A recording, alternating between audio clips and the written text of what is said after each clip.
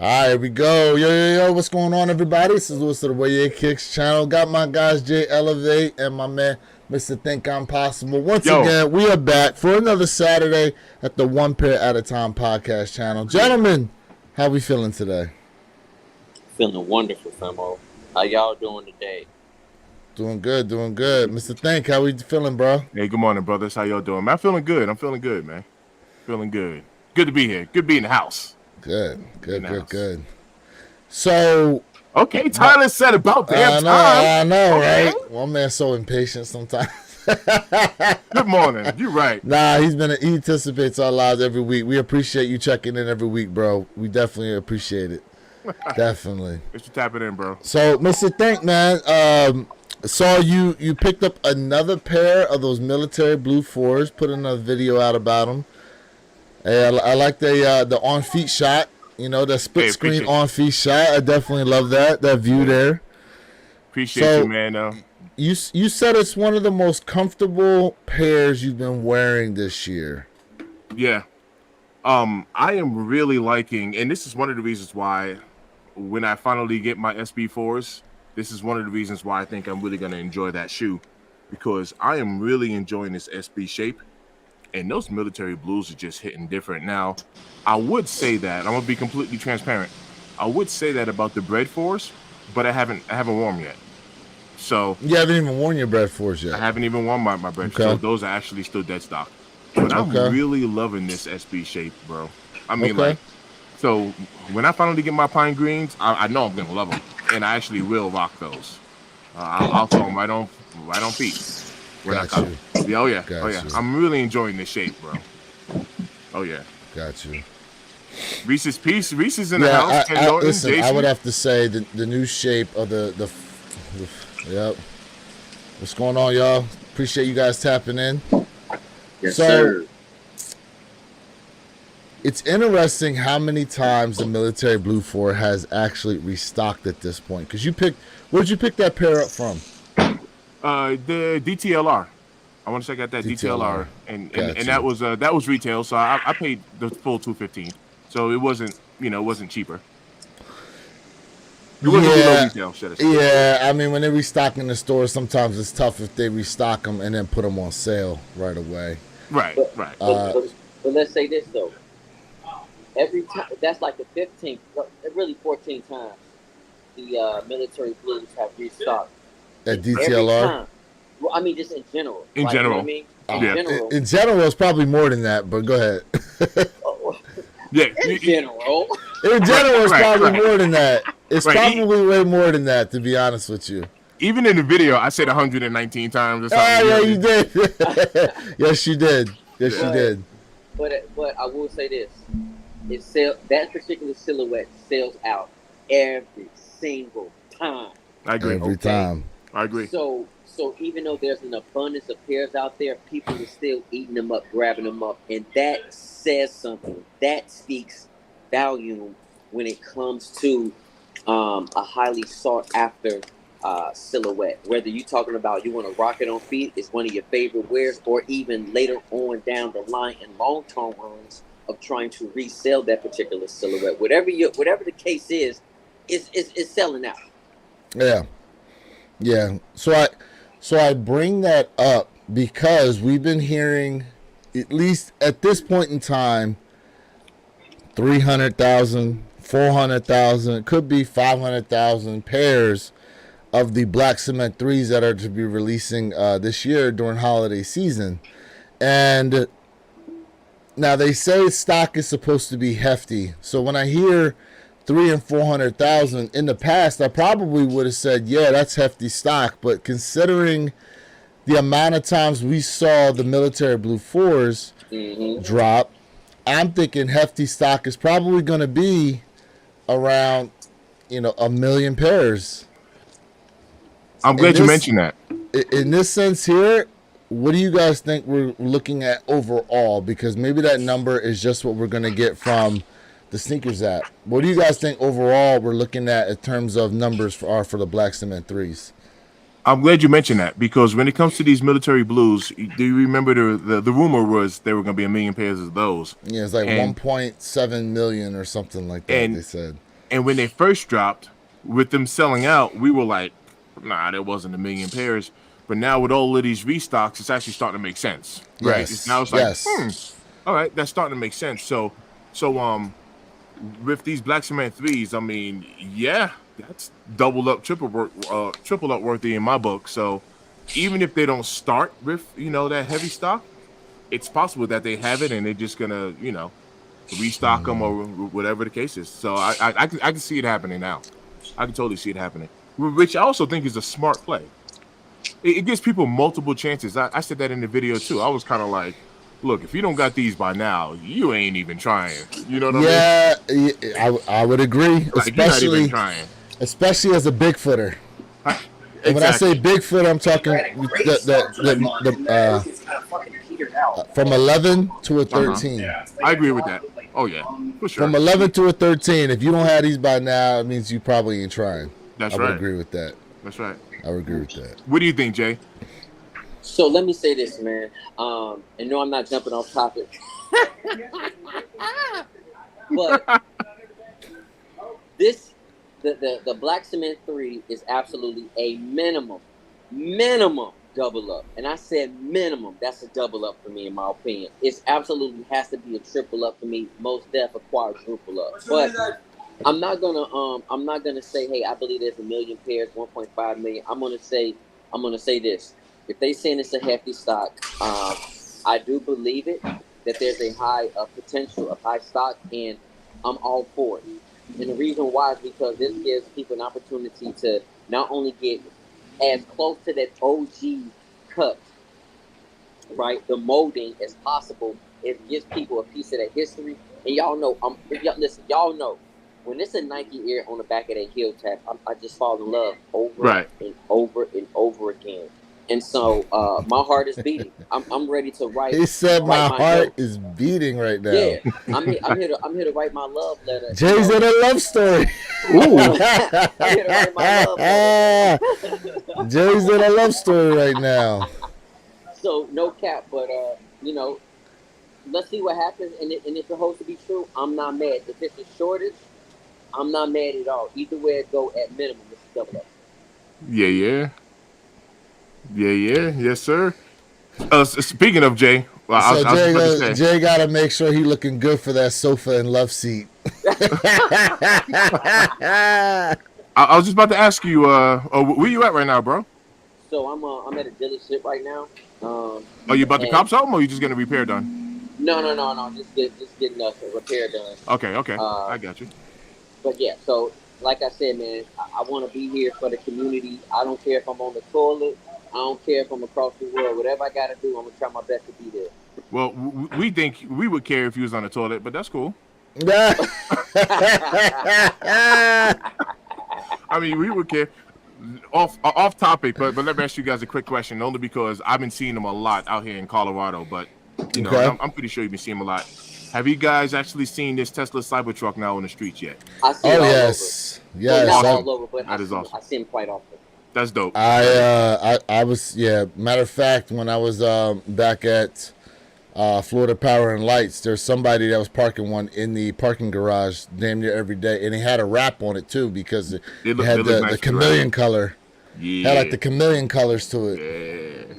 Yeah. Speaking about that, I'm gonna tell you guys this right now, man. I've been seeing a lot of talk about who has the best Cybertruck. And I want to tell you guys right this. All these so-called famous rappers and all these people, they Cybertrucks is not messing with CJ on 32s. CJ on 32s is smacking everybody out of the box. I've seen it. Ain't nobody touching him. Ain't nobody touching his car content. I don't know him personally. And y'all know I'm heavy in the cars. I'm telling you right now, CJ on 32s is smacking everybody out the box. So, if you really want to see someone who really know how to put the vehicles together, y'all need to check him out. CJ on 32. So let me see here. I actually went and looked. This is what we got. This is what we got here. He a huge YouTuber, car YouTuber, humongous. And this dude, he gets the interior done. That is sick. Yeah. He got so many different cars. It's crazy, man. Yeah. smackalicious, bro. That's wild. This right here Yeah, smacking. That's yeah. wild. I've peeped it. Yep. I've That's peeped it. Now, wild. let me give you guys the backstory, but behind my Cybertruck. Wait, you got one? I absolutely don't. You better believe I don't. Oh, you said behind my Cybertruck, so I Yeah. thought you had one coming or something. Or you got one. So I reserved this thing, right? Put $100 down back in November of 2020. This is how long. Hold I've on, been let waiting for me this thing. give you the solo real quick. Go ahead. I'm gonna make it quick. That's Like, okay. Nobody liked this thing. My wife don't even like it. Like nobody likes this truck. And when I first saw it, I was like, yeah, I'm getting one. So I understand because of inflation, whatever. But before they used to have a single motor, a dual motor, and a tri-motor. This is how it was back in 2020 when I pre-ordered one. So I went for like the dual motor. I don't want to lie. I want to say the price was like 50 grand, but if you would have ordered the full self-driving, it bumped it up like an extra 10 grand. So it was a $60,000 truck. Totally affordable. So I was like, all right, boom. I'm getting one. I'm getting one. We waited this whole time. Now we at the the middle of 2024. My reservation number is called. So they're like, I can show you right now in the Tesla app. They're like, yo, you can order your truck. You can order your truck right now. I get on there and I'm like, wait, what? So check this out. Right now they have two models that's available. It's called the Foundation Series, which is going for $99K, and then they have what's called the Cyber Beast, which is going for like $113,000. I'm like, yo, where's the $60,000 model at? Right, the one that I signed up for. They're not even making those right now because obviously that's why you see them. They're selling out the more expensive ones, so they're not even making the cheaper models yet. Really? So technically, I can't afford it. I'm telling you right now, I cannot afford it. So I was kind of bummed out about it because I'm like, man, I waited literally 4 years, almost 4 years. I put my reservation in November, but I almost waited like 4 years for this thing, and I'm like, I can't even afford it. Now they're going to make a cheaper version, but they're not doing it yet. They're kind of like, why? If we're selling out the luxury packages, why even start making the cheaper ones available? So I mean, I understand the business concept behind it. I just don't like it. I just don't like it. Yeah, that's terrible. That's bad business in my opinion. That's bad it's great for Tesla. You see what I'm saying? Like I'm getting one. I gotta wait for the cheaper model. I'm not dropping $100K on a truck, bro. Bo Dominican New York says, I see a few every day here in Raleigh, North Carolina. Tyler checking in says, I haven't seen the Cybertruck here yet in Pennsylvania.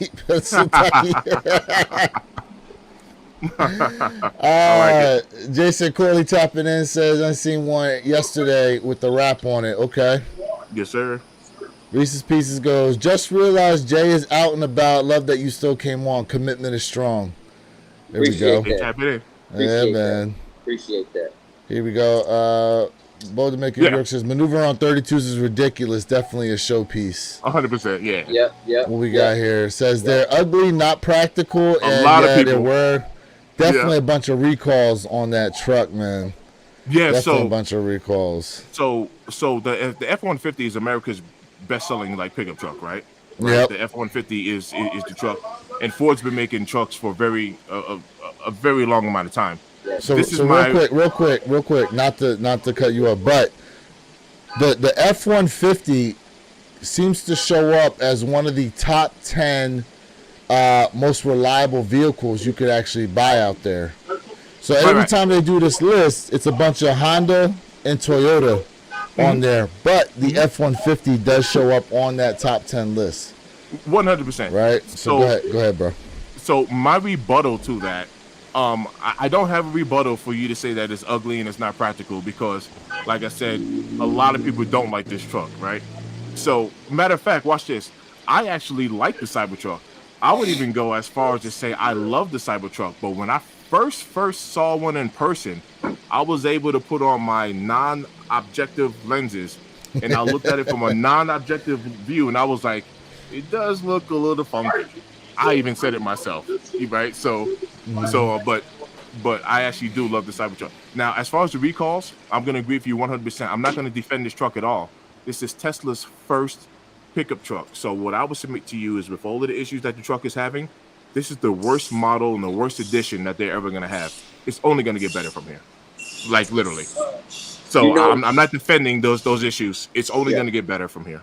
So let me say this, and this is I have a friend, like I said, who's high into tech, and he loves everything about tech. He buys the first, newest, latest gadgets, which is that's great. Nothing wrong with it. But for me, to me, new tech is too expensive because why? It's in a trial era, which I feel like new tech should be cheaper, right? Because they haven't worked the kinks out, and then as technology gets better over time, it gets cheaper, which to me is kind of I get why, but at the same time, I think it should be reversed. It should be flipped. So you're right, Mr. Think. Hey, listen, this is the first, generation of it, and they're gonna go through their trials and their errors, and over time it'll get better. I agree with you. It's just that I feel like within the tech industry, vehicles, phones, they should absolutely be cheaper, and then they should get more expensive as they start debugging and they start fixing any of the issues that comes into play with these new technologies. That's my train of thought on it. So you're saying that you feel like it should get cheaper? What I'm saying is new tech should be cheaper. Older, like as tech gets better and they work out the kinks and bugs, I can see why it would go up over time. I'm kind of reverse for it. Now, don't get me wrong. I'm not for super expensive anything. Don't get me wrong. Okay, let me first make that statement. But I think anything new should be cheaper because they have not worked out the kinks. It has not been perfected. So go ahead, Lewis. Go ahead. Well, I was gonna say, like, it's like the when the TV, like, for example, when flat screen TVs first appeared, they were, think how much those cost. You know what I mean? $3,000, $4,000, $5,000, and then as the tech got better, as you saw them produce more, you know what I'm saying? Mind you, when the flat screen TVs first came out, if you recall, they all had the gray border, and then the black borders started to come out, and those were more expensive than the gray ones, and then those prices started to come down as well. So I get where Jay's coming from. Like, a lot of times, as the technology becomes more efficient, as you get to eliminate a lot of the bugs and issues out of it, normally we've seen with a lot of the other tech out here that the price starts to come down on them. Now, in this case here, being that it's a car, I get it 100% what you're saying, Jay, but the fact that it's a car, I mean, we don't necessarily see that happen until the car's been sitting around a few years. No. I mean, comprehend totally. I get it. You know what I mean? I totally get it. That's just kind of like, kind of my little train of thought on some things. Well, in general, when it comes to business, technically it works literally just the opposite. So the most expensive part is going to be the beginning part, and the more and more you get into production, right, the more and more you can scale, literally, like, the cheaper and cheaper it becomes. So I'll give you a perfect example. Lewis right now has his brand of shirts. The most expensive part of Lewis producing his shirts really should be now. The higher and higher he scales, the more efficient it's supposed to. I'm not saying it's guaranteed, but that's the way it's really supposed to become. Correct. So it's just like, if you order 5 shirts versus 1,000. Correct. The order of the 1,000 is going to be cheaper than the 5. Oh, absolutely. Agree with that. You know what I mean? I agree 100% with. It's just crazy, how things work. And again, it is what it is.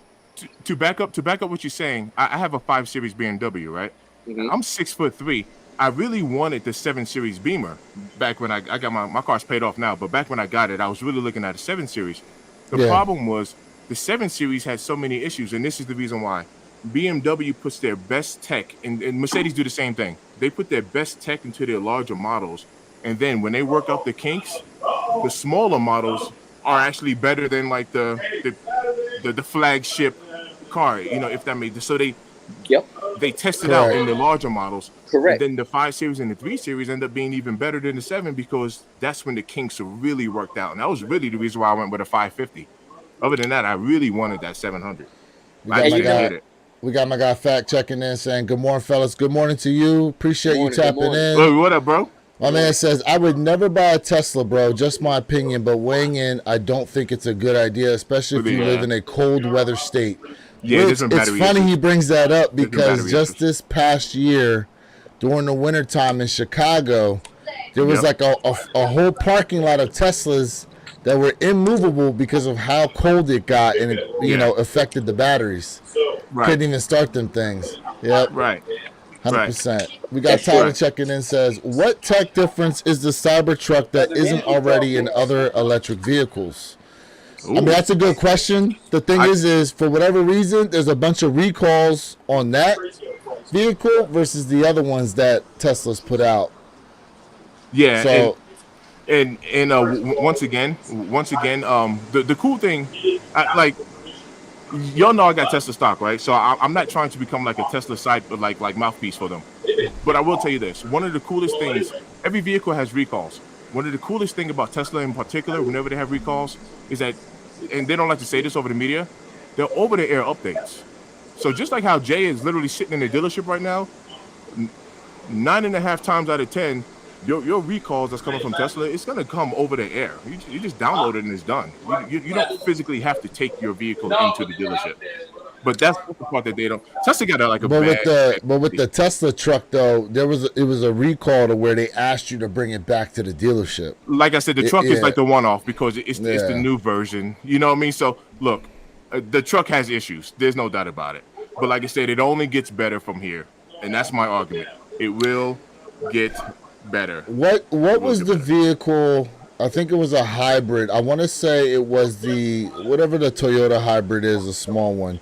Remember, I don't know if you guys recall, but a few years ago they had an issues where the accelerator pedal was getting stuck.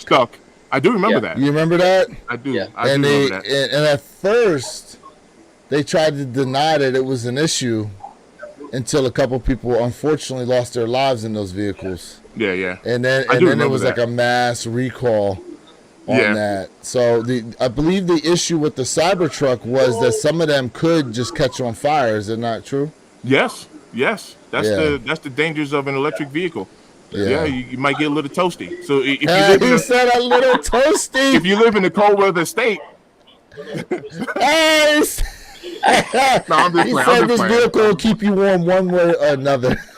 Yeah, but now that's funny. Oh, that's man. terrible. That is terrible. Oh man. All right, my bad. We don't went up on this whole Tesla piece. So Tyler said it was a Prius. Yeah. My man thinking he out here crying right now. He said it'll keep you toasty. Oh man, that's terrible. Oh man. What was the comic book character that rode the motorcycle and his face would turn into a skull?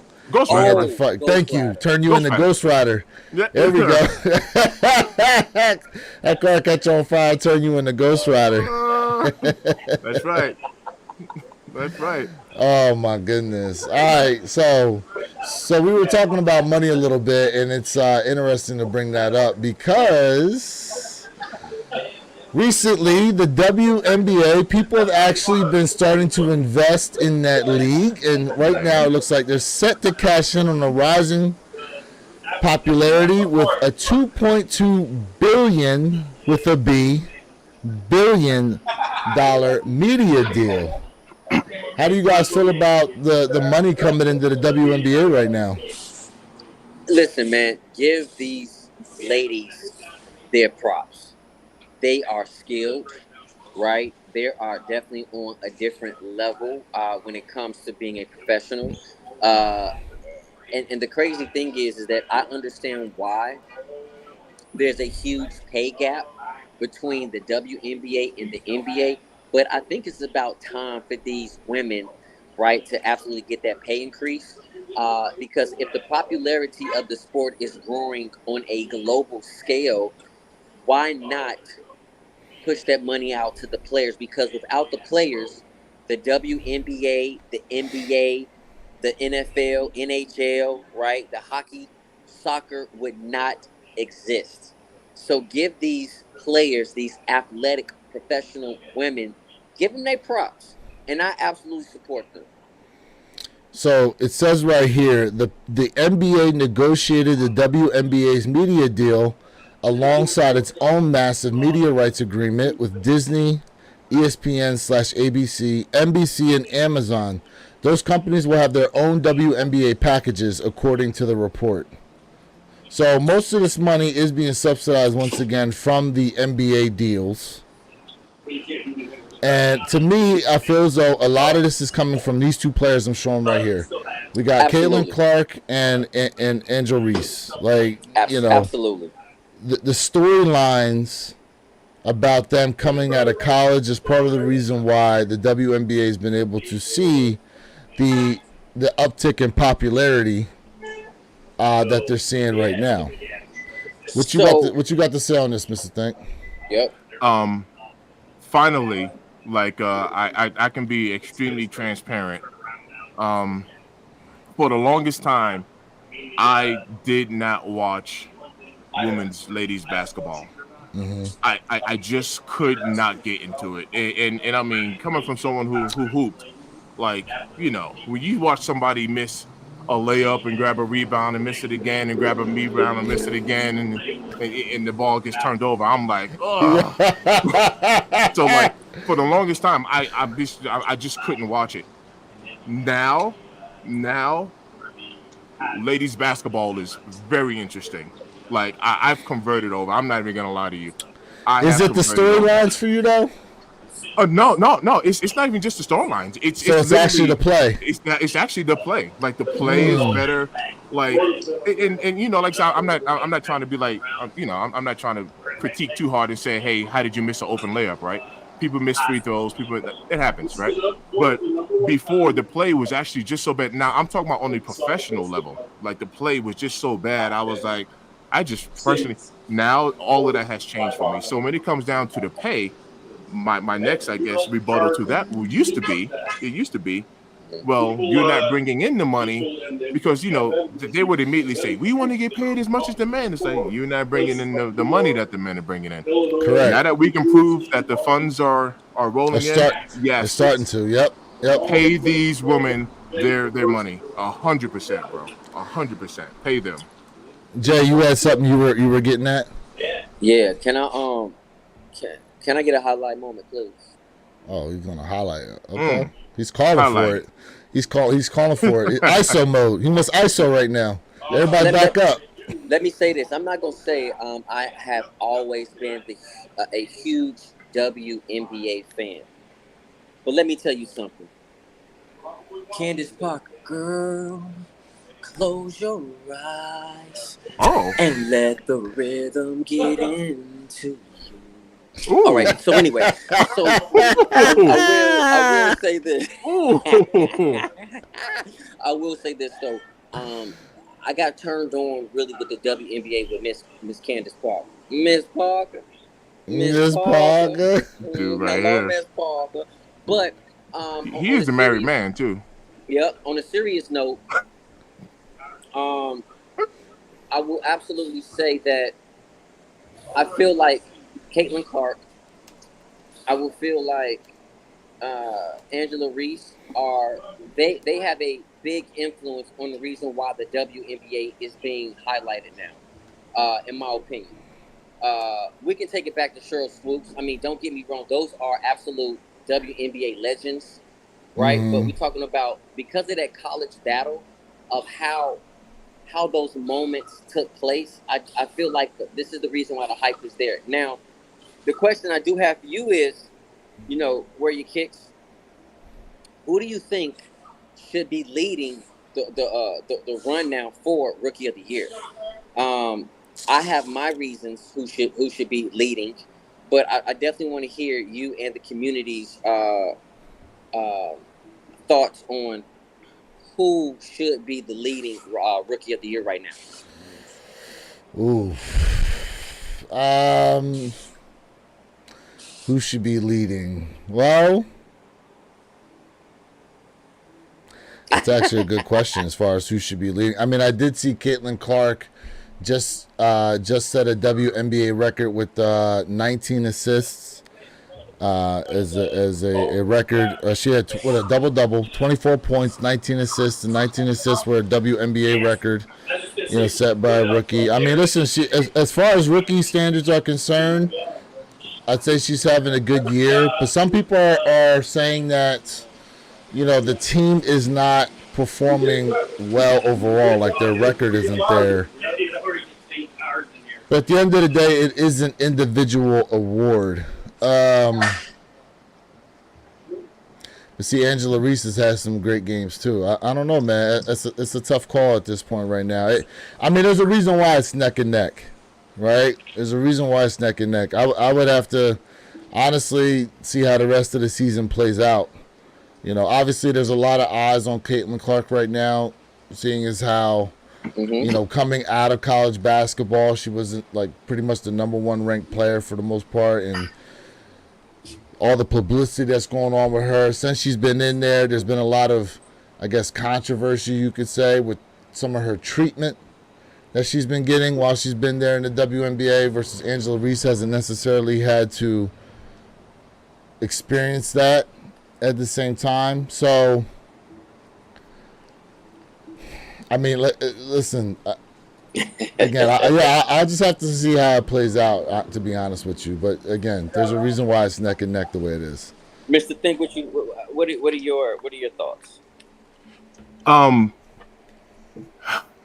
That is tough because I don't know the stats between the two well enough to give like a, you know, like my little personal opinion on it.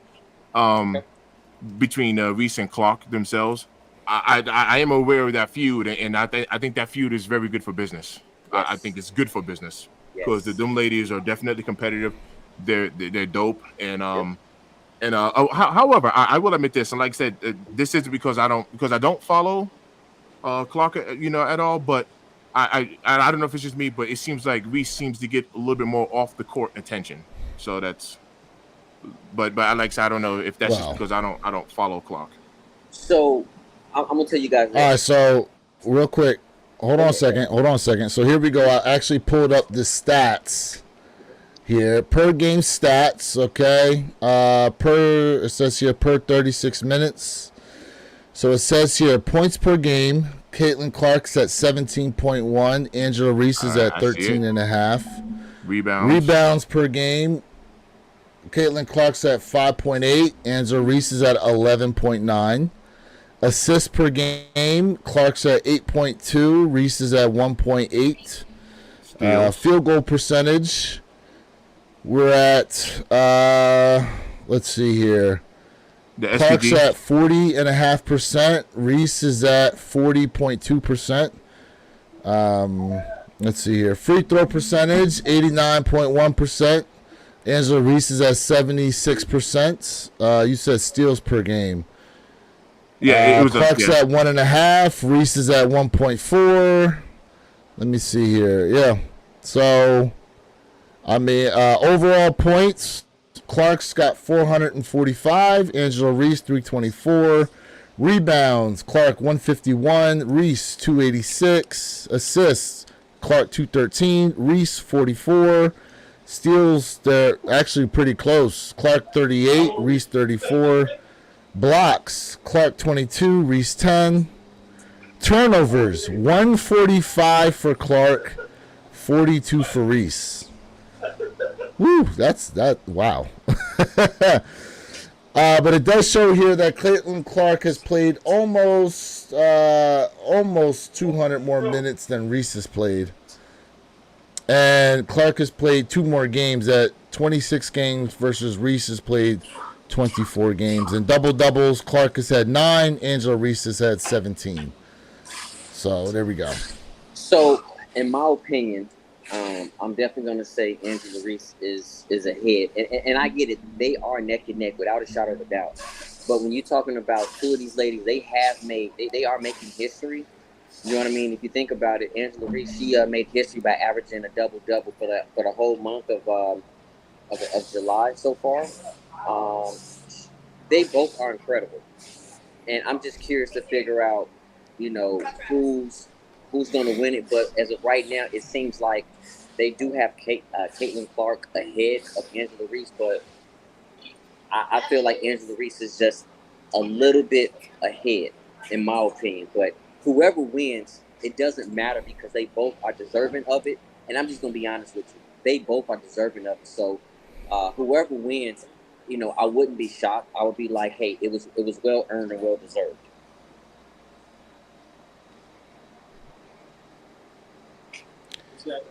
Can't hear you, bro.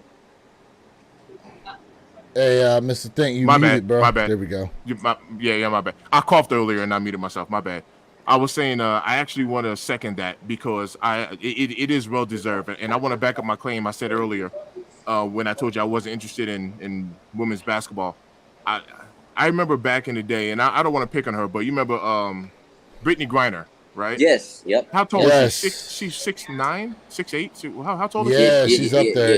She's Yeah. up there. Yeah. I remember she's up there. this is an old video, but she was calling out DeMarcus Cousins, right? I'm playing 1-on-1. I can beat him, right? And then she had like a newscast there or whatever. She went to go dunk a basketball, and she couldn't even dunk. And the whole time I was sitting like this.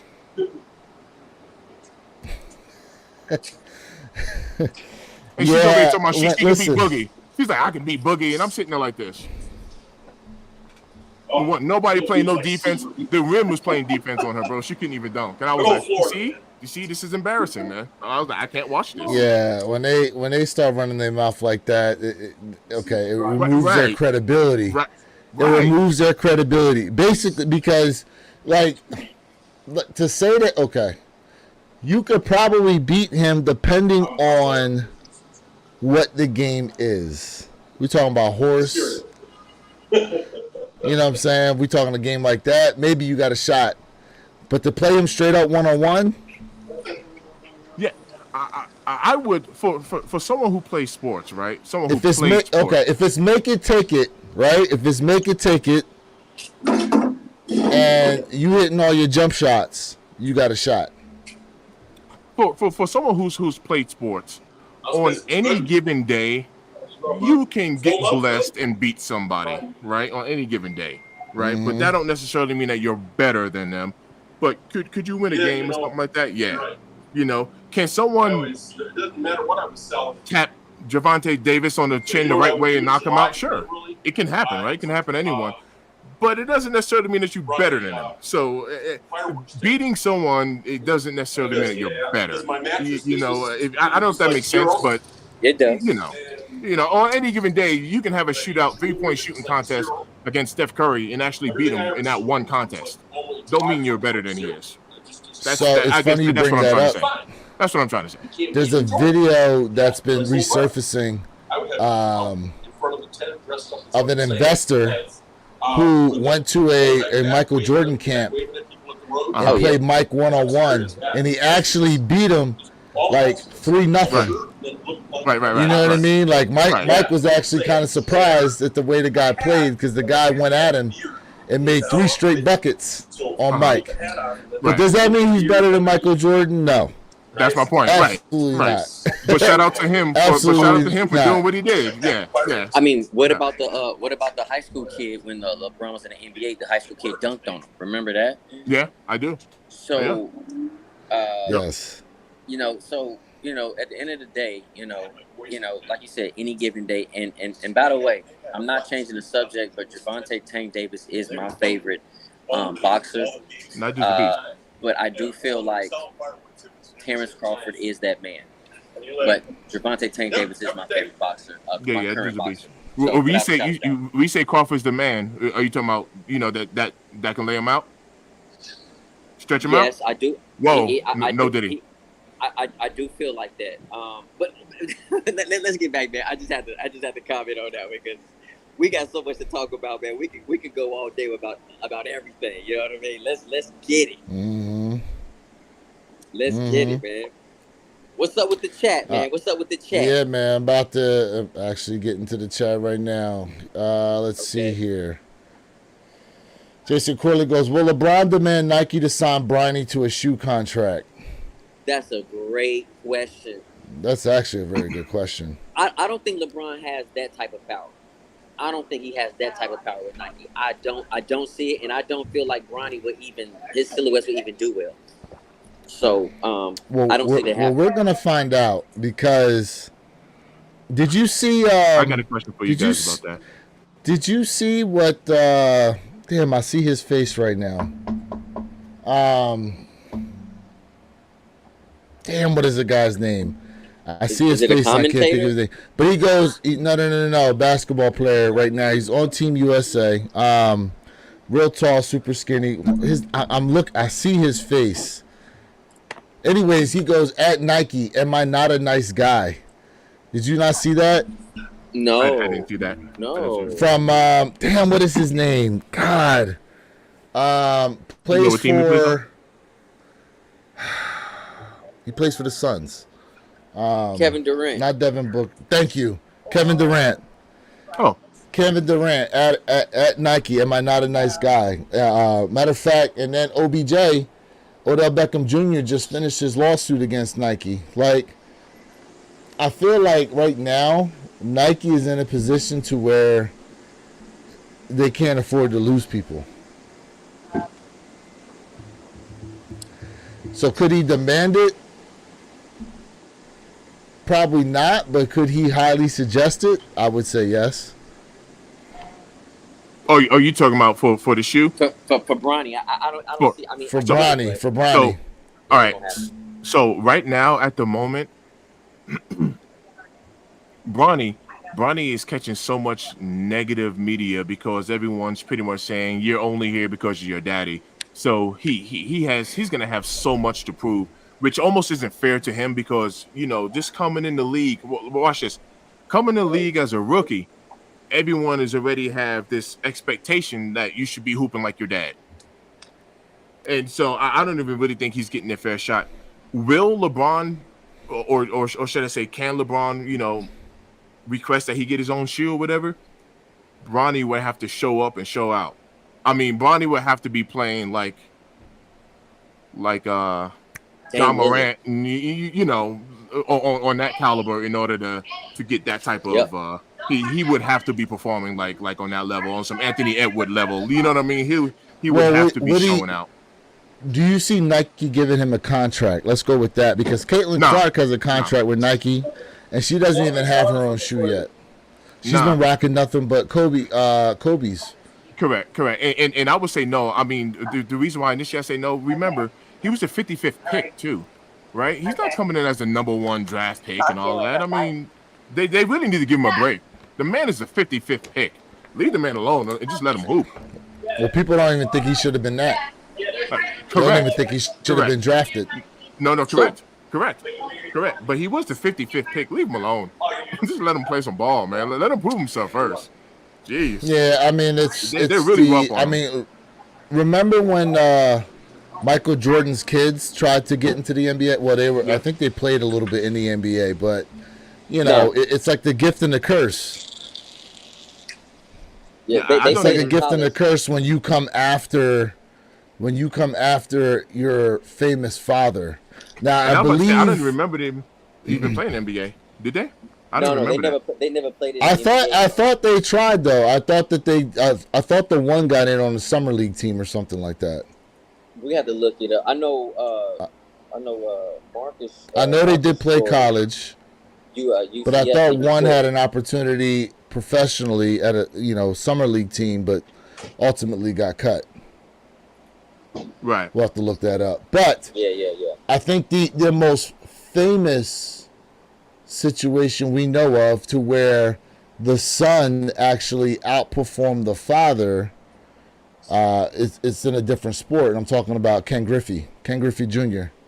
ended up being a better ball player than his dad. That's true. So that's one situation where we saw the son outperform the father as good as the father was. And this is a situation also to where they actually played alongside each other. Absolutely. I was about to say I think that's actually the biggest accomplishment is for LeBron at his age to, like I said, hate him or love him, right? But for LeBron at his age, for him to play at the caliber of game that he plays at, like right now at his age, and then he was able to get his kid, on the same team, with him. I think that's just history. That's historical by itself, right? However, how it turns out is how it turns out. Oh, absolutely, bro. When they get on the court together, because I don't see the Lakers sending Bronny to the G League. I don't see that, and the reason why is because of LeBron, in my opinion. But once they hit that floor together, history has been made. Right. History will be made when that happens, and it's going to happen. Yeah, Whether it will. LeBron averages 2 points per game Right. Right. in the summer league, he's going to touch that floor with his pops. No, you're right. You're He right. did. All it takes I is one think- alley oop. All he got to do is chuck up an alley to his dad, and it's golden. I think he did just have a 13-point game, Bronny did. Was it yesterday or the day before? Yeah, day before, I believe it was. All right, let's get to some of these comments here in the chat. What we got here? Fat goes, if there was a WNBA when Cheryl Miller was in her prime, you guys would have seen something that you never seen before, boy. I don't think people realize how good she was. True. I Facts. never followed her. Yeah, I Yeah, never Cheryl watched. Let me Miller. say this. Reggie Miller. That's Reggie Miller's sister. Let me Yeah, say this. yeah. Reggie Miller was absolutely a shooting phenom. If you Yeah. did not know this, even Reggie Miller said it. His sister, Cheryl Miller, will outshoot him even in a game. Cheryl Mhm. Miller was absolutely I remember a better shooter than Reggie Miller. As great of a shooter he was, Cheryl Miller was absolutely phenomenal. Facts. Ooh. For those of you young ones out there that are in the chat right now, you guys know of Steph Curry, but before Steph Curry, there was Reggie Miller. Yes. Reggie Miller. I'm gonna wait till you get to the comments because somebody mentioned a good one. I'm glad you mentioned Steph. We're gonna come back to Steph. Let's You gotta see keep here. going, keep Bo going. Dominican York says, you going to make Anna jealous, Miss Parker. Let's see here. Said that Angel Reese isn't looking too bad either. Yeah, so, you know, it's interesting it brought that up because that is something now you're starting to see with the WNBA players. And for a long time, that's a lot of people weren't really getting behind the league because they didn't feel like they had any attractive women to look at in the league. Basketball aside, you know, let's just call it what it is. Like outside of the United States, professional basketball, as far as women are concerned, is actually a pretty big deal in some of these other countries. Here in the U.S., a lot of what goes on with us is visual. And not for nothing, while there are a lot of girls that play basketball, there's still a huge segment of people out there within this country who don't want their daughter involved with basketball because of stereotypes. Now, some of the ladies that are coming through basketball, yeah, some of them are very attractive, and some of that stereotype is starting to change a little bit in terms of how it looks visually, which is also, I would say, part of the reason why the WNBA is getting some of the money coming towards them.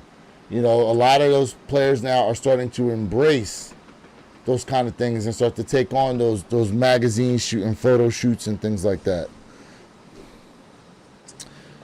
What we got here? DJ Tyler Radio goes, the Sabrina shoes are fire. I really like the Nike by You, and I hope they start doing more silhouettes available to customize. Yeah, we were talking about that last week. The yeah. Sabrina by You 2s are available now to customize as well. Yep. Yep. Yep. Yep. And believe it or not, the Nike by You, at least when I did the Nike Dunk by You, I can honestly say, man, my pair is better than some of the collabs. Like the leather quality is so crazy on them. Like even the tongue, Nike by You is dope, man. Like You're talking about the dunks? Yes. When I created my Chicago dunks, I mean the leather quality is better than like some of your most hyped up collabs. I'm telling you, leather quality went hard. Yeah, they put leather throughout the entire shoe. Even the tongue on them is leather, so they don't give them the nylon tongue. But that's why they're running you $150 as well. But $150 is nothing, you know, in my opinion, when you get a nice quality materials. In my opinion. Plus, you know, I have my name stitched in the back of them for $150 with a personalized box. Quit playing, man. Quit playing. Nike, that's dope. Fact goes, due to sex appeal, though, Angela Reese is going to become the face of the league. Wow. Okay. I mean, don't know, listen. but that's a good comment. That's a good train of thought. I just don't know. Here's the thing, because one of the things they talk about with the WNBA is the fact that there's a lot of women out there who advocate for them, but don't even watch the game. Like, I just saw a podcast the other day, and all these women on there were talking about the fact that, the WNBA players, they should get more money and blah, blah, blah, blah, blah. But then the host, he asked him, he goes, how many of you guys have actually been to a WNBA game?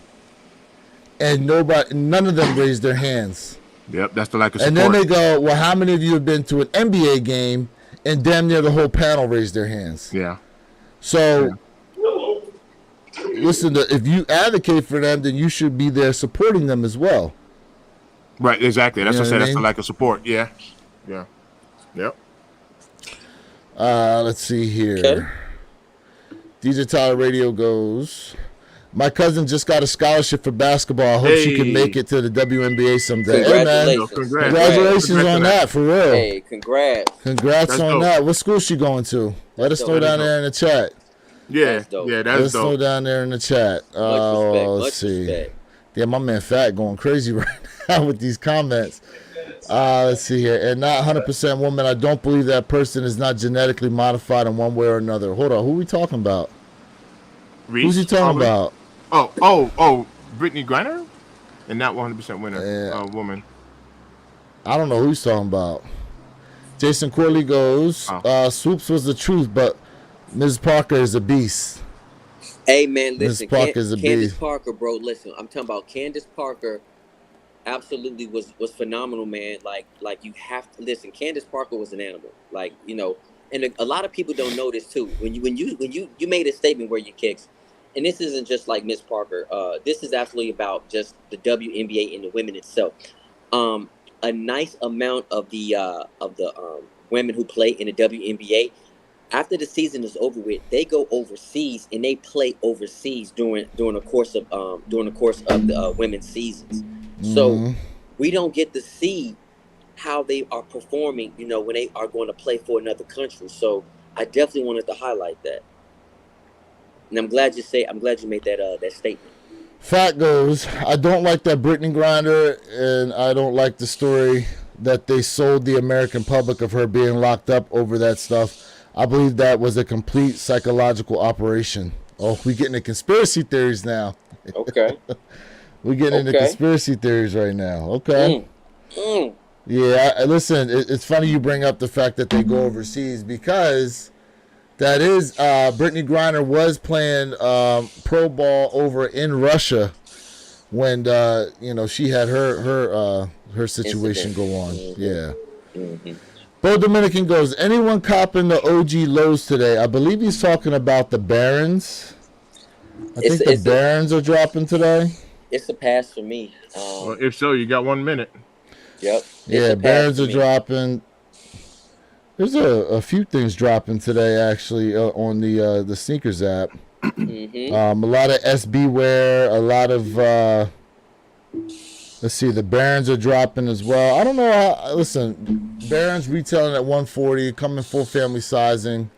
I'll bring them up here for everybody real quick. And once we do that, I do have some things I want to ask, you and Mr. Think, where your kicks 26. Okay. You got questions for us, huh? He's like, okay, break it on. You got some questions for us, huh? Well, not really questions per se, just more on y'all's train of thought. It is a question, but I just want to see what y'all thoughts about this particular topic I want to talk about. Okay. Let's see here. Let me share my screen real quick. Y'all. There's nothing I can do about this noise. It's all good. It's all good. You tapped into us. We appreciate you. I appreciate all y'all, man. Yes, sir. Yeah, man. The chat appreciates you being here. All right, so here we go. Jordan 1 Low Barons. We also got some clothing dropping here today. I believe a lot of this is Olympic inspired. Nike SB Dry Fit ADV sleeveless jersey. I don't know how you guys are feeling about this out here. Let's see. Okay, so it's a whole, USA skateboarding clothes here. We got a button-up shirt. I'm actually not too mad at this button-up, to be honest. I think that button-up actually looks pretty nice. That's pretty dope. I like the that. Dickies kind of appeal to me. I like that. I guess that's supposed to be an eagle with like a saxophone in it. Mm-hmm. Playing That's music. It look like it's playing like kind of like the wings look like also like a music notes. You know what I mean? Kind of. yeah. I mean, that looks like almost looks like a pitchfork coming out of there. I just thought something completely different on that one. Here we go. Dry fit jersey. Let's see. Okay. There goes the sleeveless jersey. $150. See, we're gonna talk about some stuff. We about to talk about some stuff. $150. Wow. Hold on a second. The button up is $85. But this is $150. Yo, they wilding right Bug now. mode. Yeah, that's bug mode. They're wilding right now with that. Okay. That's bug mode. What is this? A jacket, $135. Okay. What the heck? Bro, I ain't seen overalls. I ain't seen overalls in a minute.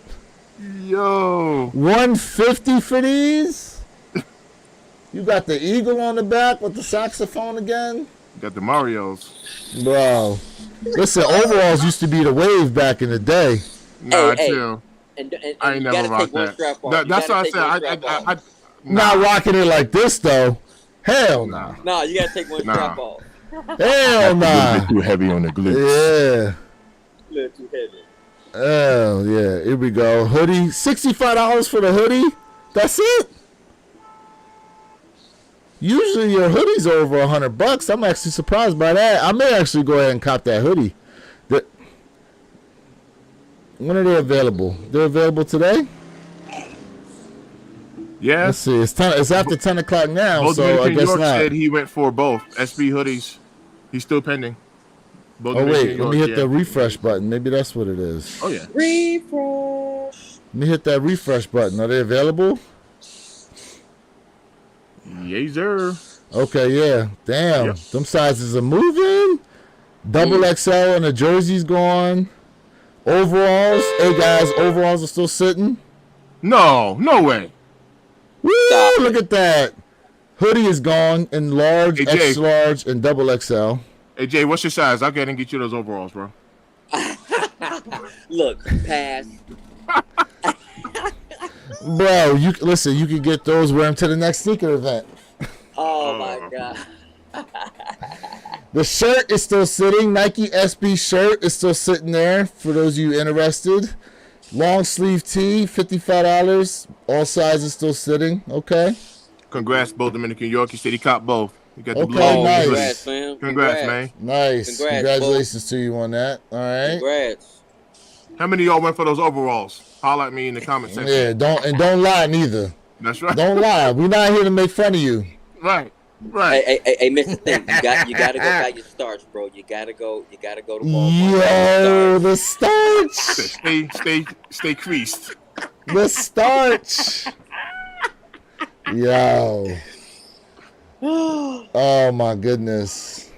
I'm having too much fun with y'all. Oh my goodness. Let's see what's still available here. Be here. happening like this. Yeah, them hoodies are moving right now. So where your kicks? And what's up, bro? This what I want to talk to y'all about. All right, what you got? So yesterday, I don't know if the community also saw what occurred, and what I'm talking about is how, if you notice, Nike did drop some silhouettes yesterday on Sneakers app. But if you pay close attention, Nike did a lot of dropping when it came to apparel, their athletic wear. And I'm talking about their glasses, the Stussy shirts, and all that other stuff. So I want to know, do y'all feel like that was a good move for Nike to say, hey, let's scale back so many sneakers and let's kind of push this athletic apparel wear? So I'm kind of curious of y'all thoughts on that, if you guys have noticed that. And today. You're right. Well, they did drop sneakers today. But not overall, yeah, I got you. Listen, I mean, obviously they're dropping all this stuff because of the Olympics. I think overall the designs are pretty nice. You know, they're not over the top. I think they're extremely wearable. some of the stuff I'm not sure if people are really going to go after, i.e. those overalls. But hey, to any of you guys who cop them, again, I'm DJ not here to listen. Some of you guys out there, you need DJ your Tyler. athletic wear. Nah, Your pin- DJ Tyler. He said, "Cop the got 'em? overalls for some gardening." LOL. Now, I There don't we know if you go. got them, but You know what I'm but saying? he said Like, cop. He said cop the in overalls any for some case, gardening. though, for the most part, most of it looks pretty wearable and stuff like that. I would say that, listen, at this point in time, what Nike Congrats, is Jay. doing, I think that they are, obviously they're being strategic. Right now, the whole world is pretty much coming down on them. Even though, in terms of how the other brands are doing, they're still above them, except in the stock market. Right? A lot of the conversations we've been having concerning Nike are surrounding what those share prices are doing currently. You know, seeing as how, are they still in the below $80 a share? They're in the Are they 70s. still I haven't checked okay? They recently, still but at? if I took a guess, I'd say 73. That's me taking a guess. You know, I mean, listen, don't let those share prices fool you, okay? Because while from an investor standpoint, they may not look like a good bet, I'm telling you right now, Nike is a sleeping giant. Very resilient. They'll be okay. 72.70. Yeah. That's where it closed out on Friday. 72.70. Yeah. Listen, for those of you guys out there, if you wanted to get into Nike right now and be seen as an investor, owner, and all that kind of stuff, now would be the time to do it. Yeah, for sure. So to answer your question, Jay, I actually do agree with that, and we kind of touched this a little bit. I don't remember if we touched this last week or if it was when you and I jumped on, Lewis. But as far as like Nike opening the vault and making things more available, or stuff like that, and so having that apparel out there at a good price, I think is a very good move. And maybe I had gotten to thinking about this after the podcast, and maybe if watch this, what if they did take on the same strategy but a different method? So what if they did release a lot of sneakers, but just release like a super limited pair? Could Nike create some sort of FOMO? And FOMO is the acronym for fear of missing out, FOMO, right? But could they? So like just to give you an example, I'm gonna pick on those Jordan 1 denims, because even though they sold out on Nike, they're available everywhere. You know which ones I'm talking about? Those denims. So what if Nike? I'll give you a good example. The Paris, the wet cements that's dropping. What if they only came out with like a super limited pair, just to kind of create like that FOMO, emotion, to where it's like, wow, there's only X amount of pairs of these. But if you didn't hit on them, it's okay. It's okay. Because next week we're gonna have something else dropping. And if you don't hit on those, that's okay. Because next week, and there's always next week. And maybe they might be able to create like that like that emotion behind getting sneakers again, because now it's making it competitive again. So we're not going to drop 400,000 pairs of these UNC Jordan 1s. We're not dropping 400,000 pairs of them. We're dropping 75,000 pairs. And if you get them, you get them. If you don't, it's okay. I'm gonna let Jay take that first. Well, let me just answer the first part of the question. I think Nike, what they have done from yesterday until the day when they're talking about athletic wear and selling clothing, because athletic wear is really what's popular, vintage wear as well. So I think with them scaling back, at least with sneaker releases, not having, a ton of just drops like crazy, I think that's the right move, because now people love athletic wear. But some of the prices, like I said, for the NBL, the jerseys that they dropped was like $190. Jerseys are not popular, so some of the pricing is absolutely ridiculously ridiculous, and it's not. It just doesn't work. But some of the stuff, it does work with the athletic wear. Like we said, one of the shirts was like what, $50. One of the button-up shirts was $80. You know what I mean? But we saw the jerseys for what, $150. $150 for those jerseys. So what they're doing, I think they're doing a better job, but they are missing the mark in terms of what's popular. Like, why would they come out with some overalls? But hey, you know what? Maybe there's something we just don't know, but I know I'm not putting no overalls on. Yo, I will say, Mr. Think, to your comment, uh, and this is just for all sneaker brands, right? When you say, hey, we only have a limited amount of something, just like the car market back when COVID hit, prices shot up, right? People are like, yo, yeah. It creates there's not enough out here, so you want to try to get what you get, and I do agree with you, mostly in that aspect. I don't think it should be for every sneaker.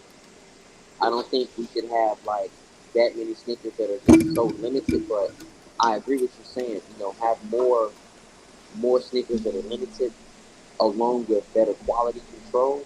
And I do feel like that'll get people, to gear to going back and say, hey, you know what? Sneaker prices aren't like stupid high, averaging $215. If this is something that I think I should be going for. Right. Hey, Lewis, real quick before you chime in, that jersey sold out, large, extra large, and double XL sold out. Really? Check it. Wow. The overalls are still sitting, but now that we were talking about that price, guess what? So I'm actually going to go in a different direction than you two, and I'm going to say this. Listen, this thing with exclusivity from Nike and limitation on pairs and stuff like that, to me, is unnecessary at this point. And it's unnecessary to the fact that you are actually turning people off from the brand. And that's why they're going to other brands. That's how these other sneakers are now started to become popular. Brands like Asics, New Balance, and all them, because people are like, well, it seems as though I have a better opportunity or a better chance at grabbing these pairs than I do at trying to grab pairs, especially when it comes to the sneakers app. Because there are people you see that haven't been able to cop a damn thing from the sneakers app for years. Not months, not weeks. We're talking about years. I got one guy, especially, he tries to go on the sneakers app every time. Even a mass-produced GR, for whatever reason, you don't know what it is, if it's his account or something like that. It's a situation to where, what the heck just happened with my camera? Your camera just turned sideways. You guys hear me? We can hear you. Your camera went out. Yeah, I don't know what the heck just happened with my camera. I apologize with that. I'm going to switch cameras here. But at the end of the day, you had a situation to where the exclusivity is turning people away from the brand. Making it hard to cop kicks is turning people off from the brand. You don't really want frustrated people. You want people to have the feeling that they do have an opportunity to cop a lot of these sneakers. Now, with some of these GRs, obviously the sneakers app doesn't necessarily need to drop 300, 400,000 pairs. There's just no need for it.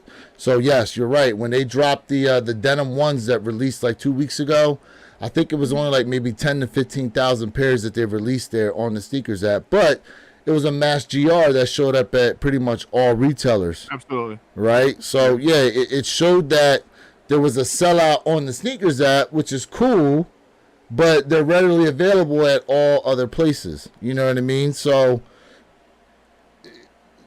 yeah, it can kind of seem like, oh, maybe these things are moving a lot because a lot of people base the sneaker market on what's happening with the sneakers app. Okay? But in this case here, I mean, just like we got these black cement 3s coming out in November. Or November, December. If they only drop like, let's say 100,000 pairs and the demand is over 1 million, first off, you are holding yourself back from the amount of money you could actually make from that shoe, because like you said earlier, Mr. Think, they made how many military blue 4s? For every time they restock, they sell out like that. So if you're a company and you want the confidence to come back and you want the investors to be there, you want to raise your price per share, you obviously need to start operating in a sense to where, yeah, you're trying to sell sneakers. You want more people to come back to the brand, not isolate a bunch of people, in my opinion. Let me make a comment where your kids. Go ahead. I agree with you mostly, but partially I do not. And I'm in reference to why people are going to other brands. Let me say this. When you have the same sneaker, the same iteration, when you have low quality standards, when you have raising of prices, it also turns people off. Okay? Let's not get this confused. ASICS has never been played out. If you are an avid runner, ASICS absolutely sell out, just like Brooks. If you don't know where Brooks is, I understand what people might not understand where Brooks. You know what I'm saying? I know Brooks Brothers. So when you're talking about, people who absolutely still go for sneakers like that, whether it's an older crowd, whether it's avid runners, but we're talking about ASICS, right? For example, styling, right? ASICS has changed up when it comes to like their materials, their colorways. They did their collab, which they were very successful with the X-Men collab. So people want something different. They want something refreshing. Like, so if you say, oh man, this shoe been coming out forever, right? 1903's been coming out forever. Well, not people jumping on because they weren't buying them. It was another particular group of individuals picking up that particular silhouette because now it's something new, it's something refreshing to them.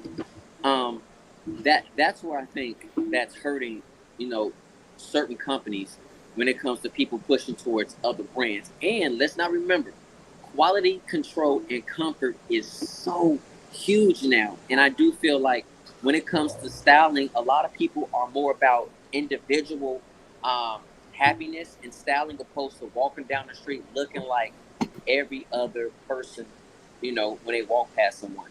They want to feel like that they're individual, that they're unique, that they're different. So I believe all of that type of psychology comes into play when we're talking about picking up, different brands and being interested in something new. That is actually a very good point, and trust me, I actually agree with both of y'all. But backing up to piggyback off of what Jay just mentioned about someone feeling like an individual, I'm actually going to point to my background. Everything over here, and I've been wearing my military blues, but everything on this side is all stuff that I picked up this year. Everything here is dead stock, and that's not because I'm not going to wear my sneakers. Everything over here is worn except for those women's because I can't fit those satin breads.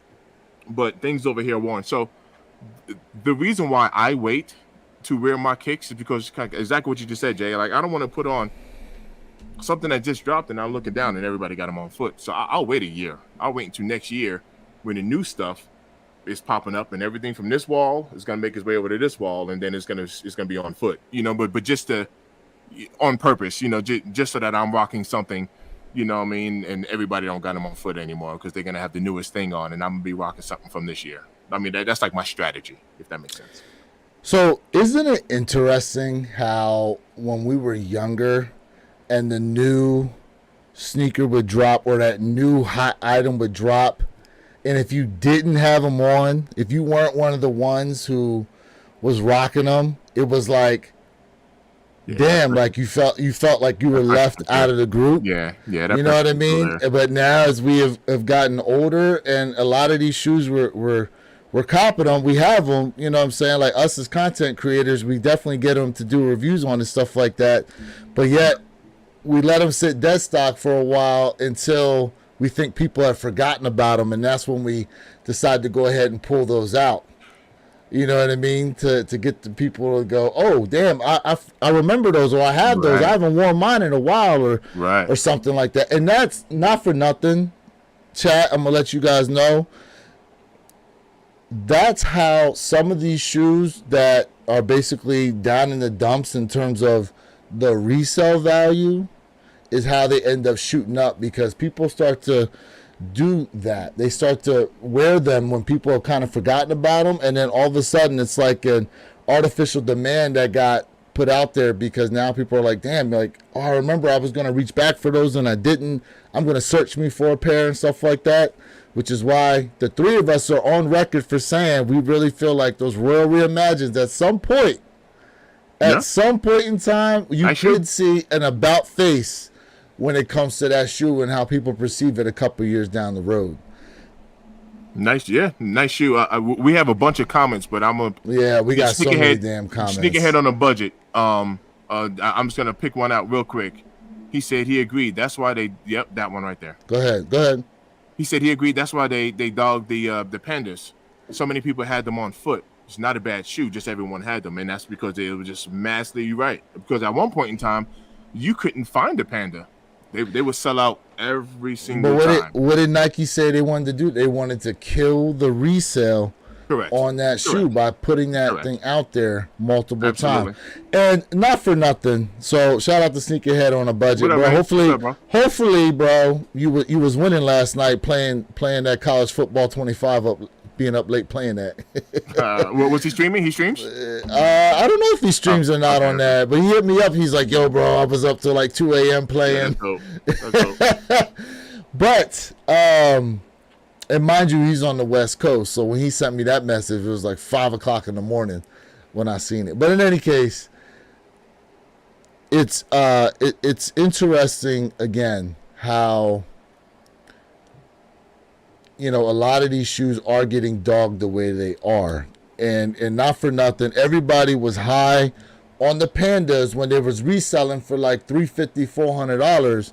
But now because everybody has them, now all of a sudden it's a whack shoe. It's the most played out shoe. Every time you go to a sneaker show, when they ask them questions, what's the worst sneaker silhouette? Everyone just stupidly goes and says the Panda Dunks. Like, yeah, and they ask these resellers who, listen, they don't really, a lot of them don't really know these shoes to begin with, and that's a whole other story out there. But in this case here, to say that the Panda Dunks is the worst silhouette ever made, yeah, that's because you can't really make no money on them anymore. When you were getting that shoe, what did they retail for? 110, 120, and then you turn in like a $200 profit on the shoe. That's the best thing out there, of course. Right. Of course it is. But now it's whack because you can't make the money on there. Right. Just like they try to dog the Air Force One. Not for the Air Force. Listen, the Air Force One is a shoe that will never die. Okay, I don't care. It will never die. Now, a lot of people have started to, as far as the Panda Dunks are concerned, yeah, a lot of people have moved away from them. They even came out with a suede version of the Panda Dunks.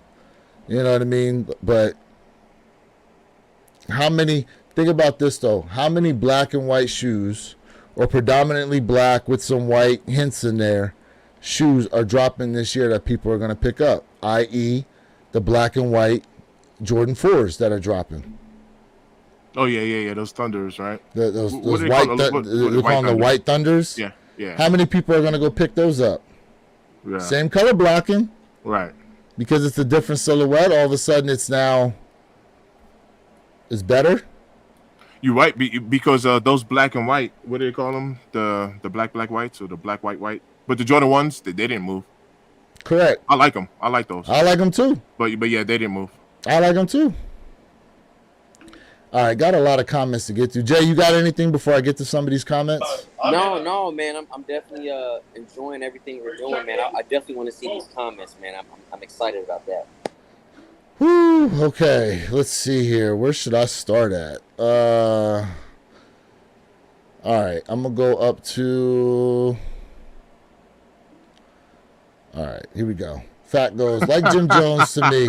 I saw him with a fresh out-the-box pair of black infrared 6s and some chrome hearts on, and the dude still looked dirty. Ballin'! Let's see. And if I see stuff like that, like I saw somebody wearing the powder 9s and they made the shoe look bad, it upset me. It made me not want to pull mine out the box. I mean, what were they wearing? Powder blue 9s and some Adidas pants or something like that? all right. Let me ask you guys. This goes for the chat and the panel. Do you guys cross brand? Because I do it all the time. I ain't gonna lie, I actually do. You know what? Let me comment No. on that. Let me I do comment it all on the that. time. Hold on, before I let you rock, Jay, the only thing I've done as of recent, if I had to move on the quickness, but it's because I got pants on, I have worn Adidas socks with Nike shoes. That's what I was I've asking. done that. I've done that. I do it all. I'm not even I gonna lie to you. I do it all the time. I was on the move quick. I had to pull out a pair of black socks. Noticed afterwards they were Adidas socks. And I'm like, well, I got pants on. Whatever. Let's move. So let me say this to everybody, right? I mean, I understand like back in our day, you know, you had to match, you had to be funky fresh. You couldn't cross certain lines, right? In the chat, I want to ask y'all a question, man. How many of y'all wear Levi jeans? Okay, because I do. So how many of y'all have Levi socks? How many of y'all be rocking Levi jeans with the Levi t-shirt with the Levi hat? Damn. So what I'm saying, so no. So this, what I'm saying is that, you know, these companies are not paying us, right? So if you want to cross brand with your stuff and something that's dope, like, listen, I do have a really dope Reebok shirt, right? I think I wore it one time, and I'm like, yo, this would go so perfect with my Thunders because the Reebok shirt was so dope. So what I'm saying is that when people say, hey man, I'm wearing Prada today, okay, are your underwear Prada? Is your shirt? Is your pants? Ladies, is your purse Prada? So if you're not fully Prada out and you mixing brands, you already doing it. So at the end of the day, man, if you like something and it hits with the outfit, man, put it on. Quit playing with me, because nobody out here is paying you as a brand ambassador. If it matches, if it's fly, put it on. That's my point. Lewis don't like that. You rolling his eyes? I'm cross branding right now. The cross branding. So it's interesting you brought the ladies up because the ladies do a lot of cross branding. Like their purse will be one thing, the heels will be another. You know what I'm saying? And then, you know, the dress will be from like, I don't know. You know, it's funny. There was a meme out there. They said it said, gentlemen, don't end up paying $180. Don't let a $5 dress have you paying $180,000 out here in child support. You was talking about the sundresses. Yeah. Don't let a $5 sundress get you out here paying $180,000 in child support. But yeah, I mean, listen, when it okay, like I have an Iverson shirt, and every time I look at it, I want to wear it, and I'm like, damn, I got to get me some fucking Iverson shoes though to rock with it. I can't wear. Okay, how are you gonna wear a pair of Jordans who Iverson crossed up with your Iverson shirt? See, it's like those moments they play in my mind, so it throws me off to do something like that. You know what I mean? So I listen. I get what you're saying, and I'm not saying, hey man, cross everything up. Like there's certain times I'm like, I can't do that, right? I can't do that, and I recently had to break myself out of like, yo, if I put this on, I have to have this. I don't have to do that at all anymore. Because if it matches, if it's dope, I'm gonna put it on. Because now what I'm doing is I feel like at this point in time I'm limiting myself, right? You know, like just for example, right? If I got on, J Elevate, subscribe, to my hat, right? Okay, well, I don't have no J Elevate sneakers on. I don't have no J Elevate shorts on, right? I think that's a little different though. No. I think that's a little. It is different. I disagree. Why do you say that? Because you're saying you say your hat says what on it? It says J Elevate, subscribe. Okay. Well, while you as a content creator, like, yeah, it's your own personal brand. Like, it's not a clothing brand. Why I'm not a clothing brand? I said it's not. What I'm saying is okay. Would you wear, like you said, your Reebok shirt with your Nike shoes? Like that just wouldn't. If you were playing basketball, it's different. You know, I think the situation has a lot to do with it too. If you was out there playing basketball, that's a totally different story. The situation is different. I understand, but it's not like a humongous. It says Reebok on it. It has a small little label here, and it has a quote. It has a super dope quote. See, but, like if I go to the gym, I don't care. I'll have a Reebok shirt on with Nike shorts or something like that. But see, this is why I love to talk about fashion, because we are all different and we all are unique, and there's nothing wrong with it. This is what I love about being, a sneakerhead, fashion trending. This is the talks I love. So, all right. So, hold on real quick. Let me get to this comment. JST Hobbies _1 checking in. Shout out to you, bro. Says, we make the clothes don't make us. That's the mentality. I'm going to be fly regardless. That's the mentality.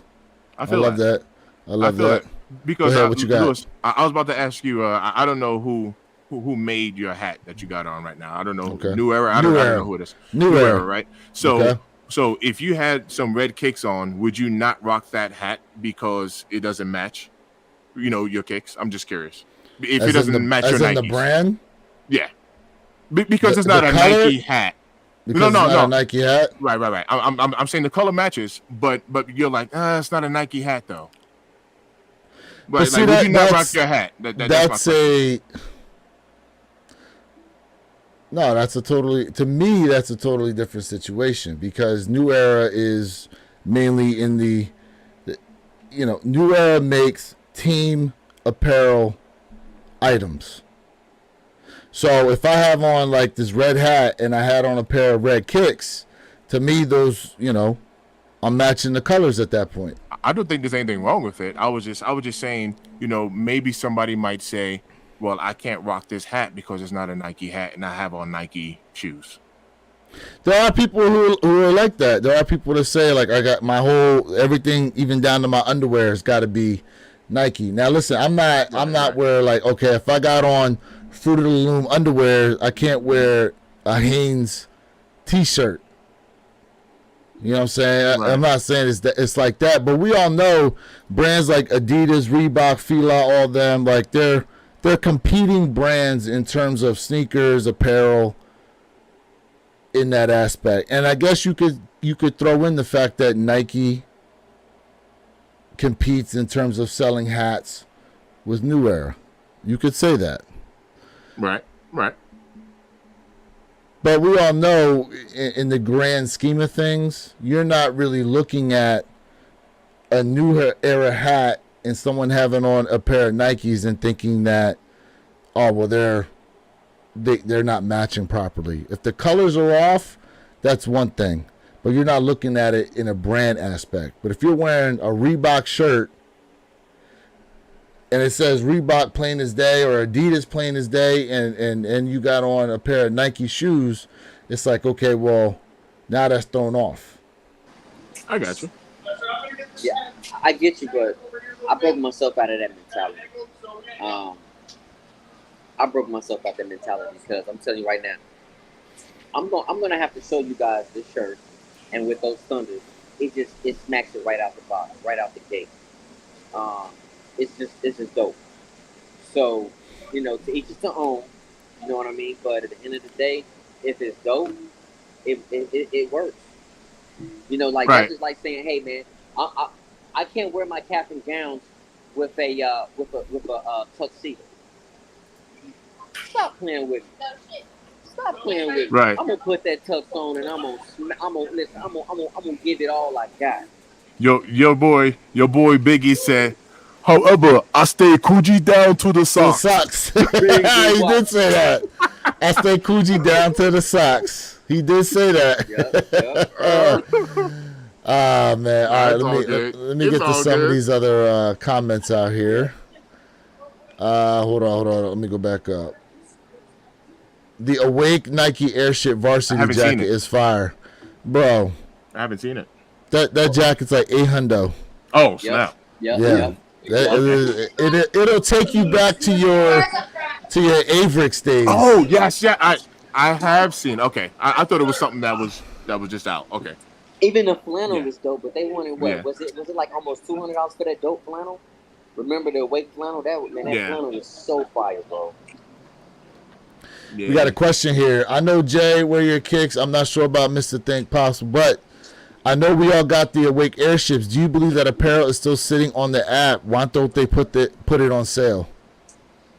You know That's a what? good question. The Mr. Think diffused does blue- have that. That's his first airship. Yeah. I remember. I'm not jumping the gun, but I remember the diffused blue was sitting on Sneakers app for quite a bit of time. I don't know if it's still there. No. He's talking about the Awake airship No. apparel.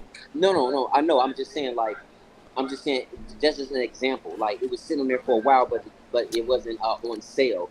And that's a very good question. Why it's not on sale? I don't know.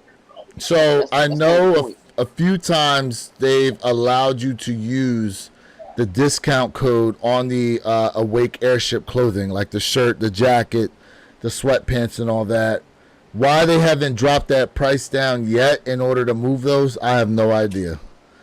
Because we are coming up on September when the blue Awake airships are going to drop, and that I'm sure there's an apparel line to go ahead with the blue pair as well. And so now you're going to have the red pair still sitting there along with the blue pair. Yeah. So now you're just going to have all this Awake airship apparel just sitting there on the site. I don't know why they're not putting them on sale yet. And that's my point. Even the diffused blue was sitting at regular retail for a long time. That's just kind of my point when I'm making. They just restocked the diffused blues too. So, and that's interesting because when stuff doesn't sell out, why isn't the price dropping? That is a strategy that I would really like to know why. What is the purpose behind it with Nike? You know what I mean? Like, what is the real purpose? And that's a very good question. Very good question. Seek ahead on a budget. Tapping and said, fellas, keep up the great work. The overalls are fire. Let's get it. Let's get it, bro. Let's get it. Okay. What we got here? Fat goes, these Baron lows come with white laces to finally they give us a pair of white laces with Jordan 1 low. First time since I think the Starfish lows in 2021. Okay. Okay. I love white laces, man. Y'all know that. I love my white laces. Bo Dominican says, I really keep watching the prices and I haven't seen anything Awake on sale yet. It's true. That's true. Matter of fact, a couple weeks ago on Awake's website, they restocked the entire clothing line plus the sneaker. Was the I got a question for you. Was the flannel restocked? Yes. Remember the flannel? Yes, Oh, the flannel restocked. for that same price. For Yes. that same 100. And the question is, did the flannel sell out in every size? Because I can't recall. They did. Okay. They did. Okay. That flannel was All dope, but not right. for that price. DJ Tyler Radio goes, they need to go back to classic advertising where they actually talking about the shoe and what it brings to the table, because a lot of times people don't know what new technology's in them. Can I say something? Go ahead. I'm going to let you go, and then I got something to say on that. Go ahead, bro. That is so perfect. And a prime example of what was just stated in the chat. If you guys have noticed, on Sneakers app, they had Travis Scott, right? That was hyping up not only his Travis Scott silhouette, but also the MLB All-Star. And that free advertisement, was supposed to not only draw customers in, but also it kept people engaged with Travis Scott. And I'm mad he dropped that pair for 200 pairs of that silhouette. And I'm mad because I did a video on it and it didn't click. Like, man, why are they showing this sneaker? But to that point, we talk about advertising, we talk about history, we talk about what is the purpose behind this silhouette. That will absolutely can draw more people in and say, okay, now I understand the purpose behind this particular product. That's my comment. DJ Tyler Radio goes, they also need to start advertising the type of lifestyle or vibe that the shoe is supposed to have, because people need a vision or at least a starting point.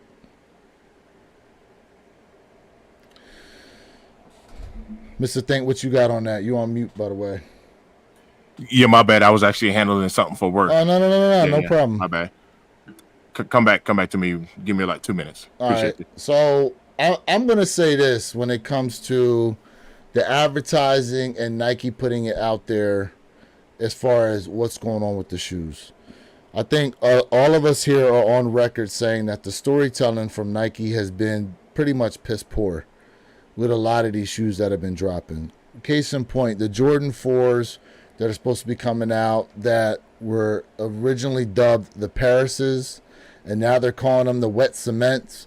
If you go and read the description on the Jordan 4 Parises, it says it's supposed to be paying homage to the cobblestone that is there in Paris. Like they I don't really understand how that's really supposed to be attention grabbing in terms of the story behind that shoe is concerned out there. But for example, I did the Trustadero Garden SBs that are sitting right now on the sneakers app. I don't know if the full size run is still there or not, but Nike missed out on storytelling. Like, I did a review on that shoe, and at all the skate shops alongside those Trustadero Garden SBs that were dropping were the burnt orange sunrises. Now, if you do some research, obviously all this is Paris themed, and they're saying that the best place to see the sunrise is from the Trustadero Gardens there, right near the Eiffel Tower in Paris, France. But if you go and look at the storytelling as far as what Nike has put on the website, like, none of those kind of things are really referenced. There was no real talk about that shoe whatsoever. And a lot of these shoes they really don't talk about to begin with. And not for nothing, guys, like the Sneakers Live that they would do, they really didn't storytell there either. It was kind of lackluster. They would say, oh, this is the shoe. Oh, I like it. I like this. I like that. Blah, blah, blah, blah, blah. It's like they didn't really know what to say about it because Nike wasn't really coming out with a lot to say about the shoe as well. So a lot of the storytelling now has been left to content creators to go out here and do some research to kind of bring some meaning behind the sneakers, because Nike is pretty much not doing that. Now, as of late, Jay, you did a video on this. Nike is trying to have an uptick as far as their advertising is concerned. They just did a commercial, what was it, with Travis Scott and Ken Griffey Jr. for the All-Star baseball game. There's a commercial now that's floating around on Nike's website that involves like all these different athletes, Kobe Bryant, LeBron James, and I forget what the whole the campaign is about, but this is all supposed to be for, I believe, the Olympics that are coming up as well. So Nike's trying to do stuff, but a lot of these sneakers that we know and love, a lot of it had to do with the storytelling behind it as to why people were wanting them. And we're at a point now where a lot of these sneakers, right, they're not reselling for much, which is why a bunch of people were actually trying to grab these shoes, not because they actually liked them, but because they saw the resale value. But a lot of these shoes now, like, it's just kind of like, well, here's the new color, here it is, and they drop it, and then it's up to everybody else to kind of have their own interpretation as to why they should go ahead and get that shoe.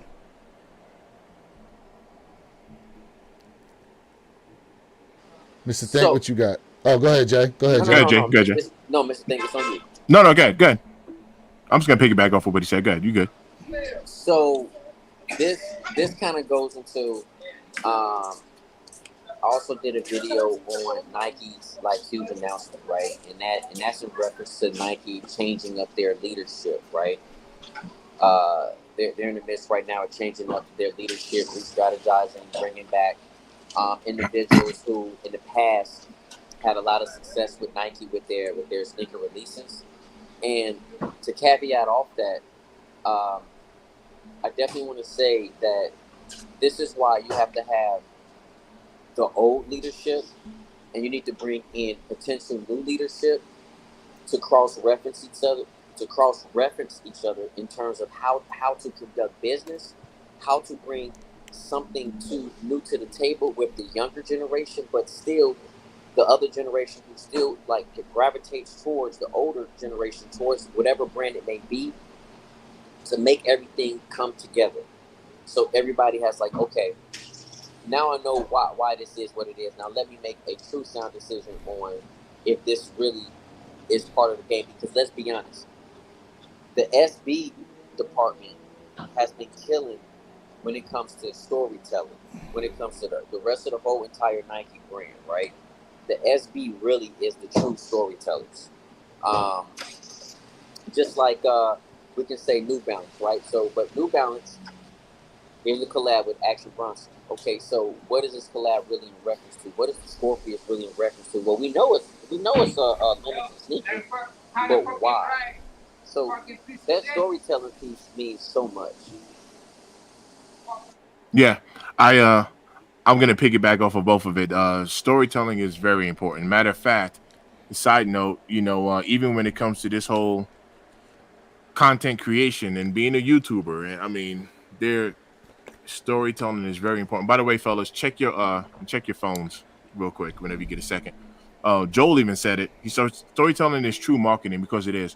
Whenever you can relay a message or tell the story, it gets people connected directly to you. Because it's emotional, right? There's going to be a connection that's going to be built there. So I totally agree with that. And so to piggyback off of what Jay said, if you take someone like the old school thought and combine it with the new school, the old school can sit there and tell you the history on it, and the new school is going to say, all right, now that I know the history, I'm going to put my modern spin or twist on it, but still reference the history as well. And yeah, I think that's huge. I do think that's huge. All right, comments here. You don't have any more individual style coming from certain regions. Once it becomes viral and anybody wants it, you got a bunch of people wearing the exact same thing over and over. Okay, I'm going to reference something here. You guys ready? Mm-hmm. How about the people who are now wearing the ear patch over their ear because of Donald Trump getting shot in his ear? I think that's smart. Bro. I've seen people doing it. I think it's smart because it's funny. It's marketing. You know what's funny though? People said that they said the same people who are wearing the bandage over their ear are the same people who didn't want to wear a mask. Oh man, I fell out laughing when I heard that. But yeah, individuality is something that you don't necessarily see nowadays. Like there's a lot of GR sneakers that people kind of shy away from because the masses aren't really a fan of those. And so that you could secretly, and I say secretly like a shoe, but especially for whatever reason, and we think it's a lot with the younger crowd, but I think there's a lot of older people too who like a shoe and don't want to say they like something in particular because they're afraid of what other people are going to say about them. That is so catchy though. And let me tell you why it's catchy. I'm literally going to explain to you why it's catchy, because I am a fan of individualism, but watch this. That's at 44 years old. I don't give a damn what you got to say about me at 44. But when I was younger, I really did care. And I'm not even going to lie about that. I'm not going to act like I had the same attitude when I was like a kid, because I wanted to be liked and all that other stuff. But at 44, it's different. But my whole point was, even when we were kids, and there were commercials, right, saying like who? Like Mike. Like Mike. If I can be like Mike, right? Yep. So that had nothing to do with individual. We wanted to be like somebody else, bro. We wanted to hoop like them. We wanted to, bro. That's that. I wanted to hoop like them, dress like them. I mean, look what Allen Iverson did to the NBA when he came in. He changed the whole style up. Baggy clothes, a chain, all that kind of stuff. Yeah, you know what I mean. It's These true. kids have the same pressure nowadays too. I mean, but like I said, it's easier for us. They do, depending on certain factors. Social media, you see, that's another thing too. And I don't want to come off too sharp, but look, I got people tapped in right now. Joe Glover is one of them. I don't know. Mm-hmm. His name is Hate to Lose. You can ask him. You can ask him. He's in the chat right now. I was one of those guys back in the day. I ain't trying to come off too aggressive, but you see, back in the day, if you laughed at me, laughed at my kicks, whatever, you can ask him. I'll punch you in your face. Look, that I used to get down like that, right? I'm just saying. You can ask him. That's how I used to get down. But my whole point was, nowadays these kids, man, they'll pull out their phone, that clip will go viral, and now these kids don't even want to go back to school anymore, because of a prank or a joke or someone laughed at you and it goes viral. That's a whole new like stress. Yeah, we didn't experience that.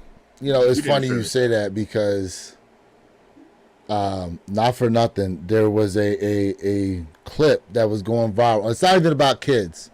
And for my guys out there that work in the like the service industry, and when I say that, I mean like, you know, hands-on, like your mechanics, your electricians, like all that. So there was these guys in a factory, and the dude was messing around with the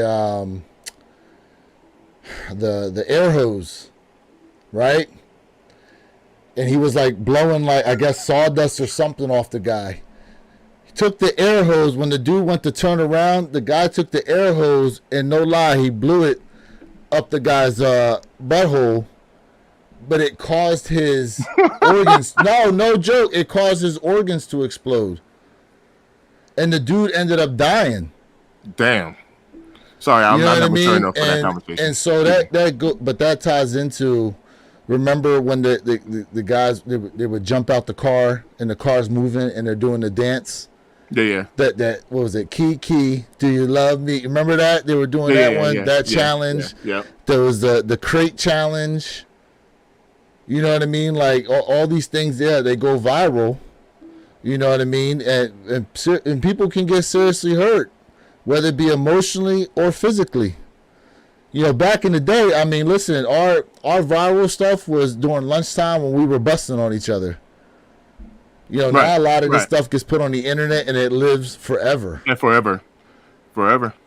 Take a look at the comment section, Mr. Chaotic Trigger. That's one of my boys. I got so many comments to get to, bro. No, when I was talking about me, but like my younger self. Oh, I got a few people in the comments that piped up. Where we at down here? Man, damn, you guys are so. Listen, shout out to everybody right now who is in the comment section through any one of our channels. But make sure you guys go ahead and follow us at the One Pair at a Time podcast channel. We're really starting to ramp up a lot of the content that we're putting out there. I put the link in the chat. Let me go ahead and do it again for you guys. Link is there in the chat. Mr. Chaotic goes, shout out to you, bro, for tapping in. Yeah, you was mad aggressive back in the day. Pause, though, did he?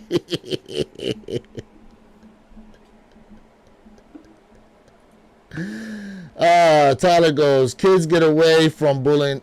Kids can't get away from bullying nowadays. They get bullied at school and come home, and that bullying is carried over to social media. Absolutely. It's really sad. That's true. Absolutely. That's very true. Man, I got to go back up here because there's so many damn comments. Tyler, and Tyler, you know, to your reference with that, you know, absolutely, man. Kids gonna be kids, but at the same time, you know, that's parents' fault as well. You know what I mean? Parents got to definitely put their kids, you know, in check. But I agree with you 100%, bro. So Fat goes, I'm gonna get to Tyler's comment. Cross branding has a whole rule book to me. So he probably don't cross brand. All right. So when you're a direct competitor of a certain brand such as Nike and Adidas, you can't rock those together. At least don't let anybody see that you're rocking them together. Right. Right. No, he's right. Seeker Head on a Budget goes, no outfit foul, only to take out the trash and get the mail. Right. Okay. That's fair. Mow the lawn. Yeah, that's fair. Let's see here. Fat goes, go look at the artwork of Large Professor album First Class. The shoe that he is wearing in the photo shoot is the Panda Dunk High, or the Black White Dunk High was the first retro in 1999-2000. Seeker Head on Budget goes, White Thunder is Hot Trash Juice nickname. Hey, that's what they calling him, though. Whoa. That's what they calling him. Wow. That's what they're calling him. Let's see here. What we got? Like Run DMC said, Calvin Klein, no friend of mine. Don't want nobody's name on my behind. Lee on my legs, Stickers on my feet, D by my side, and J with the beat. Get it? Seeker Head on Budget goes message. Message. Bo Dominican checking in says, it's better to mix match ensemble, though I rarely do it anymore. Let's see Okay, here. In the 80s, I started venturing New York City subcultures, and we all wore mixed materials and styles that differentiated us and made us individuals. My own style. Yep. Okay. Yep. Yep. Joel Campo tapping in. Shout out to you, bro, for checking in with us. New era pro hats are among themselves to a certain point of view. There you go. Okay. There you go, Joel. Here we go. What else we got? So many damn comments. However, I would not wear that Nike windbreaker unless I had some Air Force Ones on or some Cortezes on. Cortezes. Nike Cortezes. Yes. Yes, Yeah. the Cortez. Got a question here from Ken Norton tapping in. He says, what do y'all think about the new Deadpool and Wolverine shoes that are coming out? So I posted those actually from Adidas, the Deadpool and Wolverine shoes. What do we think about those? You know what, man? I'm not a Deadpool fan. Oh, you're not? No, I actually I'm like not Deadpool. I never Okay, been a Deadpool fan. Did y'all see the controller I posted with the booty cheeks on? Yeah.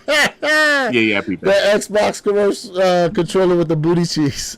Man, the red, that Deadpool red Adidas, man, with that pouch on it is kind of wild, but it is something different. But I'm glad to see that Adidas is kind of jumping on that X-Men kind of ordeal. So it's different. I would say it's different. It's not too bad, but it's different. Yeah, I like it. I like it. I'm here for it. Probably not that controller, but yeah, I'm here for it. Yeah. I want to see the movie and everything. I actually just Bro. seen the trailer for it again because we went to go see Twister last night. So yeah, Oh, you saw the new Twister. How was Yeah. it? I'm a movie guy, so my out of 10, I give it a good 6.5 out of 10. I wouldn't go see it. Really? I wouldn't No. go see it. Really? I'm not trying to discourage you, but in my mind, because I already have seen the trailer for it, like it's not a part 2. This is just a remake of the original. So it'll Correct. lose I know its that. creativity and all that stuff because yeah, there was a lot of stuff from the original in it. So yeah, So real quick, here go the Deadpool shoes. Mm-hmm. yeah. Listen, I'm here not for it. nothing. I applaud Adidas for stepping outside the Yeah. box once again. I wouldn't. Yeah, I wouldn't. to bring I us wouldn't something rock those. different. I wouldn't box those, but I'm here. Show They that they pouch. do look like kids' shoes. Yeah. Well, Show that pouch. You know what I'm saying? Look So at that there's the pouch. now. I believe this pouch comes off though, doesn't it? I mean, I don't know, but I understand why the pouch is there. Yeah, because he has it on his side. Mm-hmm. Yeah. Hopefully the pouch comes off though, because I don't. To me, that's an eyesore. So who's copping? oh yeah. Who's copping? Yeah. An X-Acto knife. That pouch will come off.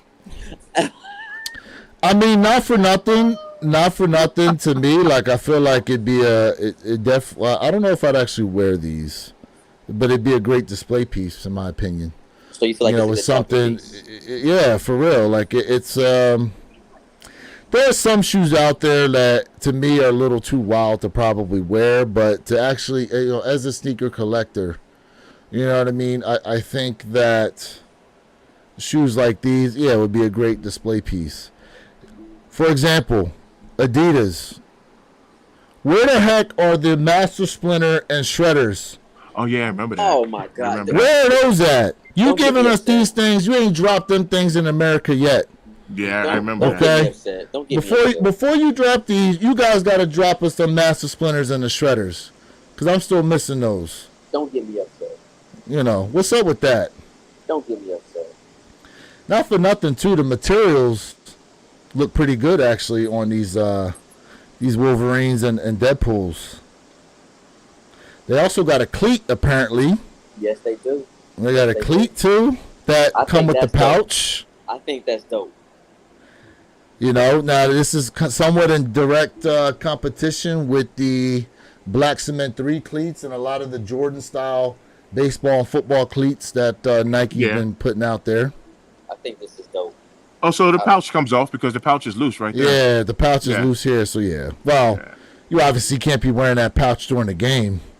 Are you sure? So, Nah, I'm just playing.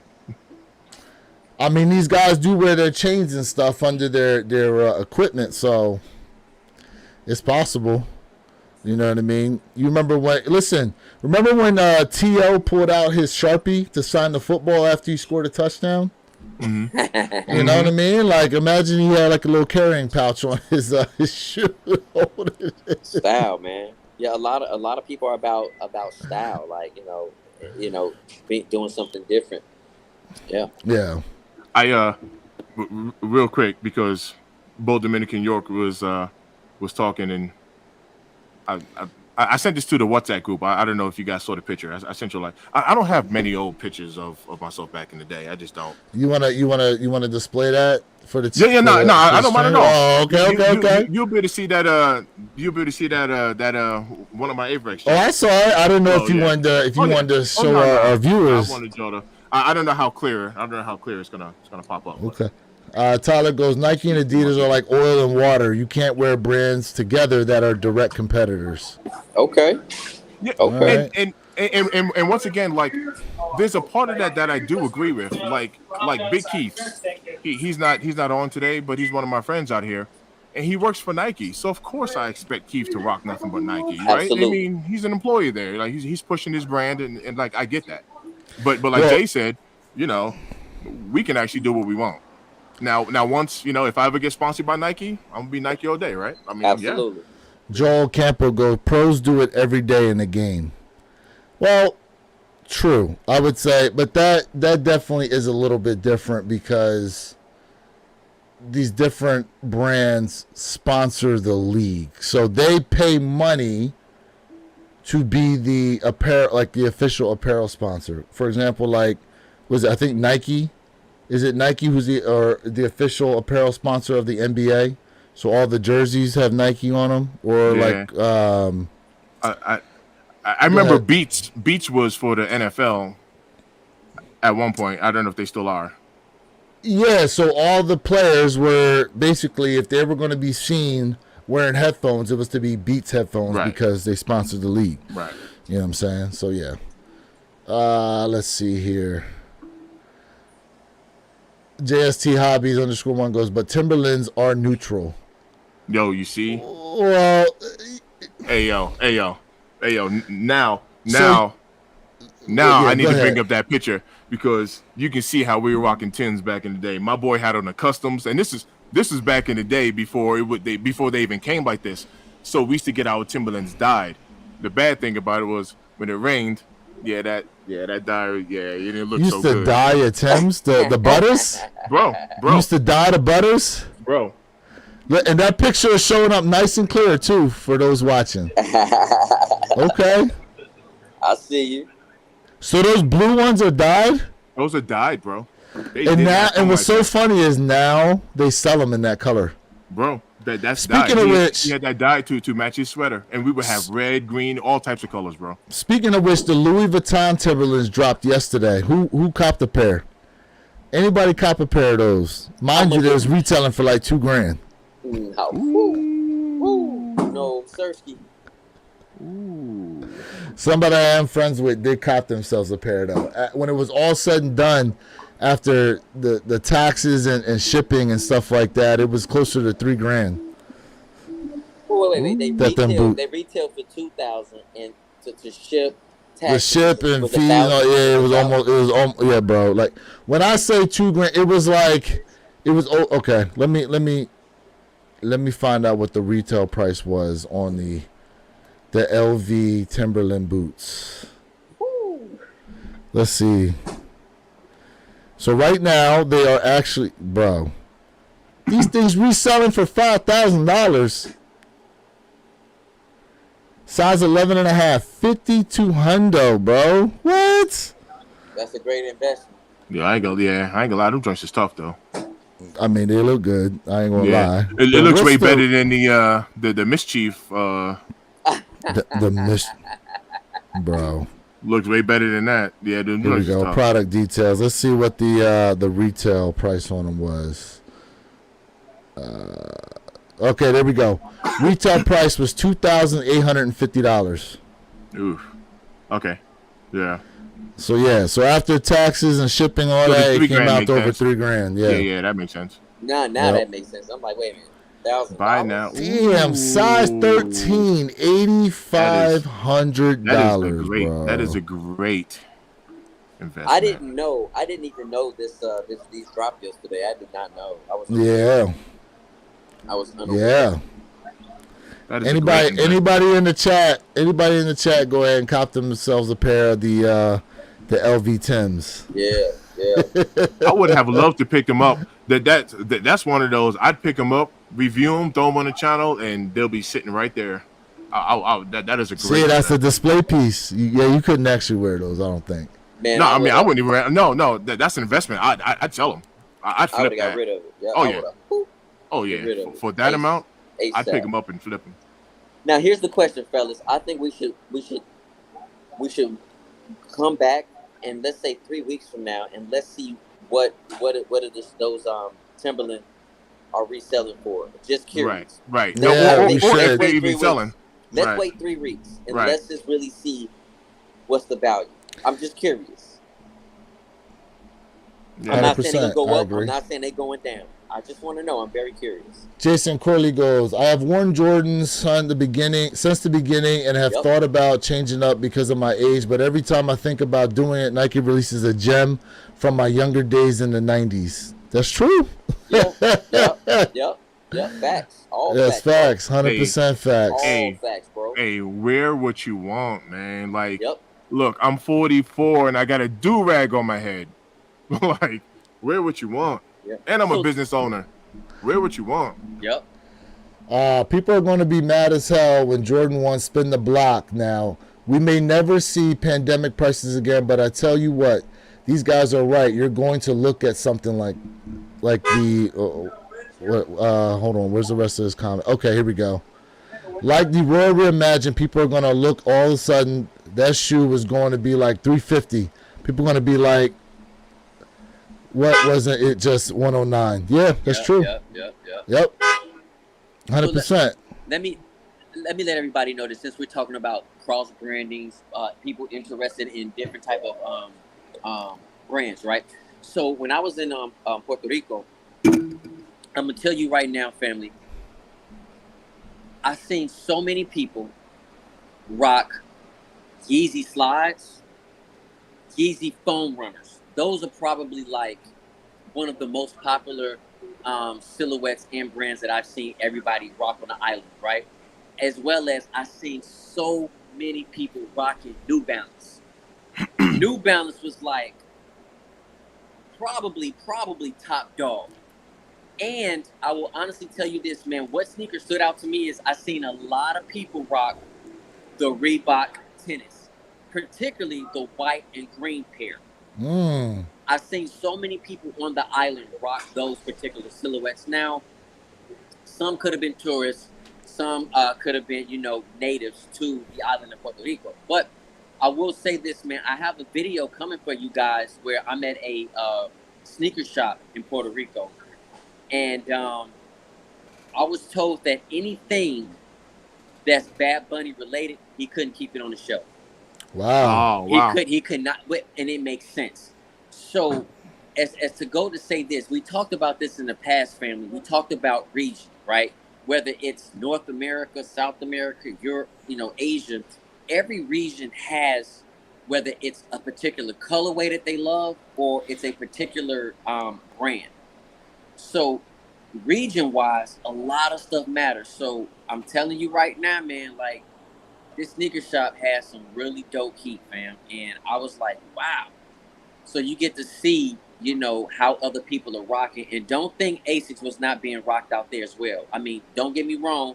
You've seen younger individuals rocking Jordans. You absolutely did. But you also seen younger and older rocking ASICS. I'm telling you. But those top three that I talked about, New Balance, Yeezys, and those Reebok were probably the top three I've seen rocked on the island.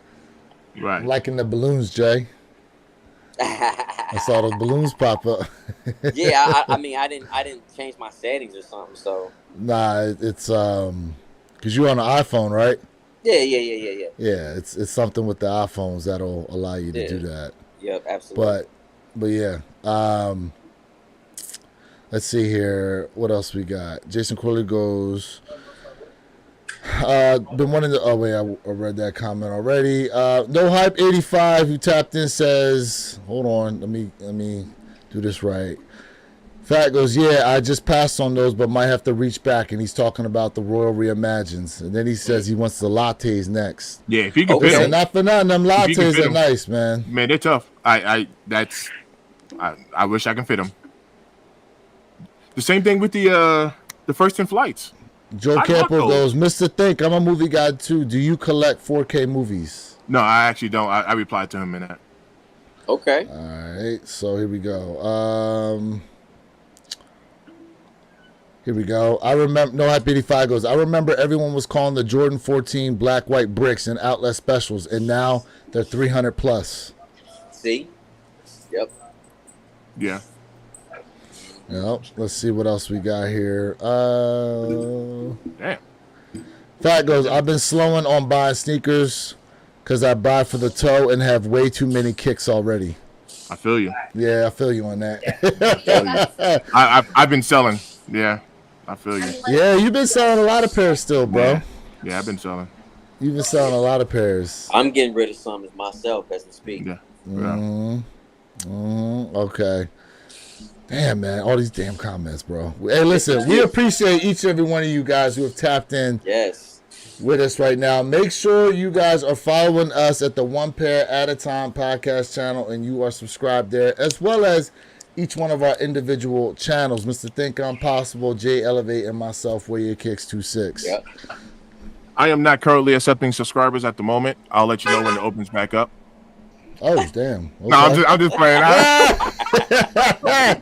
He said if you subscribe, I'm kicking you out. Nah, I'm You asked clowning. I'm permission. clowning. Nah, I'm clowning. We appreciate you guys, man. We appreciate you Absolutely. guys. Without y'all chat, man, this would not be possible. And I can definitely say this for all of us. We appreciate y'all, man. Like without y'all, it's not possible. Yeah, 100%. Let's see. I think we were talking about. Hold on. I gotta go through these comments because these things are happening in succession. Let's see love it. here. Yo, Jay, how long you got at the dealership? Yeah, man. Was it Yeah, worth minute. you going back home, or is it makes more sense just for you to hang out? No, man, it definitely makes more sense just to hang out. I got you. Yeah, they were like, hey, with this certain issue, you can come back. I said, no. We ain't coming back for nothing. We gonna I get got this you. fixed. I got you. No, I feel you. We gonna get this fixed because it's two little slight issues they gotta correct. So Yeah. No, I was just trying to wonder the distance between the dealership and your home, because I'm real quick to have my wife come pick me up, or I will lift an Uber out of there. I'm like, I'm not sitting here for they're no 2 about, hours. You crazy? They're about like maybe 35. Okay, nah, I get Mhm. it. I get it. Yeah, I'm not doing that. I feel Now, you. if they wanna pay for my gas and my time and give me a car to come back, let's do it. But since they ain't doing it, we gonna sit right here. Yeah, Mhm. no doubt. Most no doubt. importantly, my time. You can't get time back. You can get money back. I agree. 100%. Remember that, people. 100%. Make it make sense. $140 retail pair of sneakers has the best or better installation than a $215 pair. Most fours don't even come with real Dream Soles, and then they put what is that? The no, they don't even put a full polyurethane in there like the Nina Chanel. Hey, bro, like I don't have that shoe, so I don't know. I mean, listen, I tell you, man, listen, you have some sneakers out here who, that are $150, $120 pair of sneakers that are not only more comfortable, better quality than Airships. $200 plus. Absolutely, airships. Airships. That's There you another go. one. Your airship. So, styling is styling. Listen, man, I tell people, rock what you like, buy what you like. But at the end of the day, there's some less expensive shoes out there that absolutely have better quality. Jason Corley goes, what part of Florida y'all in? Jay's over there in Tampa, and I'm here Yep. in Palm Beach County. So Jay's west coast of Florida, I'm east coast. Yep. Let's see But I here. used to live on the West Coast. Hey, yo, what up, L? Yo. Let's see here. What else we got? Hey, Jason, you from Florida? Let us know. You guys in the chat are sitting there going through or having your own conversation. Hey, listen, we appreciate that too. You guys are talking to each other in the chat. Yep. Definitely appreciate all that. So real quick, guys, I want to I had it up here. I'm gonna bring it back up. We got images finally of the Ama Meniere 4s, and I want to know what your guys' thoughts are on the shoe itself. Let me go ahead and bring it up here. So here we go. Images of the Ama Meniere 4s that are going to be dropping. The Phantom pair. Mm-hmm. Apparently retail on these is supposed to be $250. Not sure why, but it is what it is. What do you guys think? Mr. Think, you want to hit it first? I'd grab them. I'd grab them for sure. That's fair. For sure. From what I'm seeing there, once again, I'm liking the interior. Do you see the interior there, the It's stitching quilted. and all that? Yeah. The other 4s that dropped are the Yeah. same way. Yeah. So I'm liking that. I will grab them. Look. Let me put it this way: $250. Look, if you drop in $250 on J Balvin's, which I don't have, right? I wanted them, so I dropped $250 on these because I'm sure the materials on here is gonna be nice. Could they have thrown maybe a little bit of that color, maybe in the eyelets there, or maybe the netting itself, or behind the netting, the webbing, maybe somewhere on maybe just on the strap, maybe just somewhere else. You know, possibly it looks real plain, right? But that's not necessarily a bad thing. I'm just, but at the end of the day, I'll grab them. That's my answer. I grab them. Go ahead, wear your kicks. I'm trying to decipher what these 4s are supposed to represent. Reason why I say that is because most of the shoes that Ama Meniere drops are supposed to be seen as like the luxury version, quote unquote, of another shoe. For example, the original Ama Meniere 3s that dropped, those are supposed to be like a luxury kind of version of the white cement 3s. Sorry, can y'all see me? No, you went out. Nah, you went out. Okay, hold on. Okay, But, keep going. But we can hear you. Go ahead. Well, we can hear you.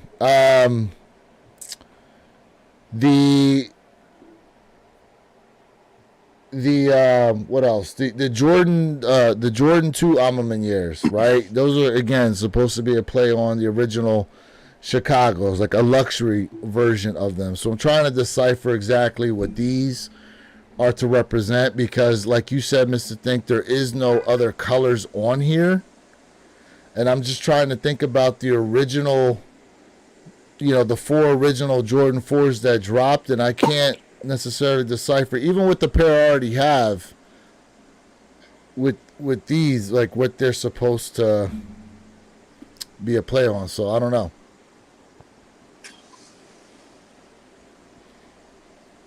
But Jay, what you got? So this is a cop for me, but here's my problem with the sneaker. The problem is that it's plain Jane. Ama Meniere has great detailing. I love the box. The presentation. Ama Meniere, in my opinion, has the best presentation. That's just my personal opinion. I don't think there's better presentation than Ama Meniere. But this is just plain Jane. I'm a sucker for that Nike on the back of the heel tab. I think Ama Meniere, I get it. Generally this is kind of like their color scheme, their color theme of their brand. It gets boring. It is. I would have preferred to see them step outside the box. And listen, I'm gonna keep saying it, and I know Wear Your Kicks, we had a debate about this, and I know it's not part of their brand, but I wish they would have given the cotton candy colorway. Potentially, they were talking about maybe dropping and gave it to Ama Meniere. This would have been absolutely something different, refreshing, and crazy. We know we're gonna get good quality, without a shadow of a doubt. We know that with Ama Meniere, but this is just, it's plain Jane, and it's a cop for me. But the colorway is disappointing. I don't think Ama Meniere would go outside the box and do those, like a multicolored type of shoe like that, in my opinion. They usually stick with their burgundies, their blacks, they're Yeah. aging Yep. and stuff Yeah. like that. You Yeah. know what I mean? Yeah. Kind of like Travis Scott that mainly sticks with like the earth tones. All right. Well, at least my suggestion, because it's probably not going to happen, but at least give us a different color lace. At least. Yeah. What laces could you see in there? Oh, I'd match whatever that is. I'd match That it. burgundy-ish color. Bert, see, no, but I'm asking you But- what color laces. But that's what I said. I'd match whatever's there on that interior. I don't know if that's like Oh, a okay, yeah, lavender, that's- purplish, It's yeah, it's like that burgundy. whatever that is. Yeah. But But yeah. It's dope, but it's just Yeah, I'd cop, but no, like I said, it does look plain. It does look plain. And I think Bo Dominican York said it in the comment section there. He said he's not rocking his 5s. He said good luck on keeping those clean. The white 5s. I believe that's what he was talking about. Let me try to find that comment again. But he mentioned he doesn't rock his Alma 5s. Well, that's because he needs himself some Rejuvenator water and stain repellent. absolutely. That's why you got to spray that stuff on there, bro. Yep. Yep. You gotta use, Heck yeah, man. you gotta use Rejuvenator, bro. Rejuvenator. Yeah. Listen. Whether you want to go ahead and rock with, wear your kicks 26, or you My want to go bad. ahead and rock, That was no hype. My bad. go hype, okay, or you want to rock with me, J Elevate, man. Listen, we both can, absolutely save you guys 10% off of all of your Rejuvenator needs. Yes, sir. Yes, sir. What we got here? Nah, I take it back because the Alma ones are supposed to pay homage to the metallic burgundy. Okay, yeah. So this is a comment to his earlier one. Because he says, I think they did those renditions with the 3s, but not with other silhouettes. What do the current Alma 4s represent? I don't know. No idea. Here we go. Fat goes, same here. Until I recently walked into Social Status to check on the Alma 3 raffle, and when you keep your bag for Social Status, that's 10% off your next purchase, so I couldn't pass that up. Oh, there you go. Absolutely. Save that money. Save, man. It's There awesome. you go. 10% off with keeping the bag. That's pretty dope. Absolutely. That's pretty dope. What else we got here? Any other comments? What we got? Nike needs to bring back some of the Converse line. Then PF Flyers. Hey, man. Don't slip on them Converse. Yeah, them PF Flyers. Don't sleep. Fat goes, I've been wearing Space Jam lows in June, then I shifted into Air Jordan 1 low mode. They're like slippers. Okay. Yeah. Okay. Yeah, that's what's up. Oh, did you guys grab those Space Jam lows? I didn't touch them. You know, I like them. I actually like them. I didn't touch them. I had them, and then I ended up selling them. Okay, yeah. I ended up I like selling them actually. Because to be honest with you, I'd rather have the highs or the mid cuts rather. Mm-hmm. I do. I'm not I- a 11 low fan. I've never owned any 11 lows. So, Yep. but nothing wrong with it though. Yeah. Nothing wrong with them indeed. Nope, Nothing nothing wrong wrong with with them indeed. Are you guys? Go ahead. Real quick, I never asked y'all. Do any of y'all, because I'm looking at Space Jams right now, do any of y'all do any of like that cleaning, like the UV light and all that stuff, cleaning the soles? Like, I haven't gotten into that, but I've been considering it. Do y'all do any of that? So it's interesting you say that because for a Let me long grab time, mine real quick. I didn't even realize that Rejuvenator had a product out there to unyellow the soles like that. That is correct. Yeah. That's correct. So they do have a product that they list as well. The interesting thing is, obviously, you either have to have a UV box light or you sit the shoes outside in the sunlight. But remember, you have to wrap it in plastic. Correct. You have to wrap it in plastic. And you're gonna need a paintbrush to spread it around Correct. Okay. as well. So yeah, you gotta wrap it in the plastic wrap or that film wrap.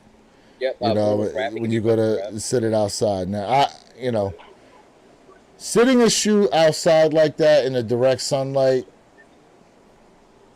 I mean, you can do it. I don't know. I mean, people have done it. The shoes turn out fine. I do know that sometimes it takes multiple treatments to get the yellowing out of there. I don't know if you got enough shoes, it might be to your advantage to go ahead and get a UV box. Right. I don't know how expensive they are. Yeah. I mean, it's literally like a high-powered black light, basically that they're using. Absolutely. Yeah. In my opinion, if you're not going to be a sneaker restoration professional, I don't think that box is really needed. I feel like, hey, you know what? If you're going to go ahead and buy the product, just put your shoe outside, man. Just put it outside, and do it yourself that way. Save yourself some money and just use the natural sunlight. If because again, you're not trying to be a professional shoe restorator. Then I don't think you need it. But if you want it, hey, go ahead and get it. Now, I will give a pro tip, because I have some on foot right now. If y'all are gonna be enjoying some sun, and you go out to the beach, and you let these sit in the sun, do you know what's gonna happen? Shrinkage. They will shrink in the sun. Really, they shrink in the sun. Wait a minute, what? What? Yep. That's new. Yep. That's new info. They will shrink. They will shrink. Now, I don't know about the foam runners because I don't have any, but yeah. Well, it's the same. They make them out of the same material. Really, bro? Yep. You let those sit in the sun, it's gonna shrink. So here we have a UV box. What is it going for? That's not bad. $150. That's not a bad price. That's not bad at all. That's not a bad price. Cheaper Now, than, I will say Jordan 1. this. I will say this, that Reshoevn8r does have an unyellowing service that you can use the discount code on. You can use our discount code to save 15% off that service as well. So you can send the shoes into them. Yep. And have them unyellow it as well. Yep. But here you go, UV box, $150. That's actually not bad. I thought it'd be more expensive, to be honest with you. Depends on where you live. You ain't putting your shoes outside no way. Yeah, right. Especially down here in Florida, where it can just randomly rain. Well, I'm talking about somebody taxing it. Didn't somebody go inside of a sneaker store and only steal like one foot? Right? They broke into the store and stole like all the left shoes. All of the left, right. Yeah, you come outside and your one shoe's gone. Yeah. Yeah. Absolutely. You know what? I appreciate that shop. They were absolutely smart about that. Like, that hey, you're not gonna get all of it. You're gonna get half of it. Right. Right. Yes, sir. Yeah, but $150 not bad, but y'all know, man, I'm about to save this, man. I'm about to save this, family. Well, here's the thing too, because let's say you do opt to go get the service from Reshoevn8r, even with the savings, after 2 pairs of, I mean, to be honest with you, if you do 2 pairs of kicks, you already saving money, because I believe the service is $150 itself on the Reshoevn8r site. So if you get the box and do 2 different sets of kicks, you already saving money for yourself. That's true. And can preserve your sneakers on your own. You know what I mean? That's so true. there is that. I mean, listen, regardless of me plugging them, I'm gonna put it out here as far as saving that money, what the best way is to go about it. That's what we want y'all to do. Either buy the box or just put your shoes outside. You know what I mean? Right. I'm putting mine outside. Facts. No. Yeah, ain't no wrong with that. And that's for nothing. Like I said, mine's be on feet, so I'm not really. It is what it is. Jay, you going to an event this weekend, right? What you got going on? Yeah, man. Tomorrow, man. I'm definitely gonna go ahead and rock out here down in Tampa at a. Where you going? Nice little sneaker, just a little sneaker event. Nothing too much. Yo, SB4s. I got size 12. No. I got you. Well, I got you. I'm going to an event today myself. Oh, so I'll definitely check. Yeah. Where you going? Miami Sneaker Convention. SB4s. Down in Homestead. I'm gonna look for you. I'll cash app you, Zelle, whatever. I'm gonna look for you. You going today? I'm going tomorrow. Yeah. Yep. And then I'll be in Orlando on August 3rd. I'll be in Orlando for another sneaker event. What's the August 3rd event? It's Kicks for Your Soul. Ah, okay. Got you. Yep, Kicks for Your Soul. Got you. So I'm gonna be there. So if y'all in Florida and y'all in Orlando area, man, let me know. I definitely link up with y'all, man. You know, I definitely want to see the family. No underscore hype 85 goes. Fact, did you cop the metallic gold ones? I know what pair he's talking about too. I have those. Leather is nice on that pair. No, I like those. Yeah, Yeah. They actually made those in extended sizing. You I can get like them for that. cheap too. I didn't pick them up. For I cheap. do like that pair. Yeah, the leather quality is nice on them, Jay. I've been seeing right about like $85 on those. Bro, I'm gonna tell you. Okay, Yeah. this is something that I talked to you guys about, and I'm gonna let y'all know right now. For those of you out there who are Nike fans, don't let the perception fool you right now. If you're a Nike fan, now's the best time to go out here and get these shoes because you don't really got to fight nobody for them. And you can get them on sale. You can get them on sale. That's the best part about it. And the money you save there on copping these shoes on sale for retail, you know, you build your money up and you can do some reach backs. Right. On some shoes you missed out on. Oh yeah, reach. You know what I mean? I got some fire, yes. You know what I mean? Jay said he got some shoes to come in and he's gonna be putting out there for us. Yeah, I got a little something coming. You know? Yeah. Let me quick question ahead. for the chat and panel. I already know the answer because I know your collection, but you do have one thought, one school of thought that says, and these are primarily come from the fellas. That's Okay. like, I cannot wear a woman's sneaker. That's the thought that comes from the fellas. Meaning that if a Jordan comes out and it's a woman's, even if they make them in extended sizing, some of the fellas like, nah, that's a lady's kick. I can't rock that. Now I'm not talking about like if it's a hot pink all the way around. I'm just talking about just in general. Like, nah, if that was a lady's, that's a woman's. Nah, I can't rock that.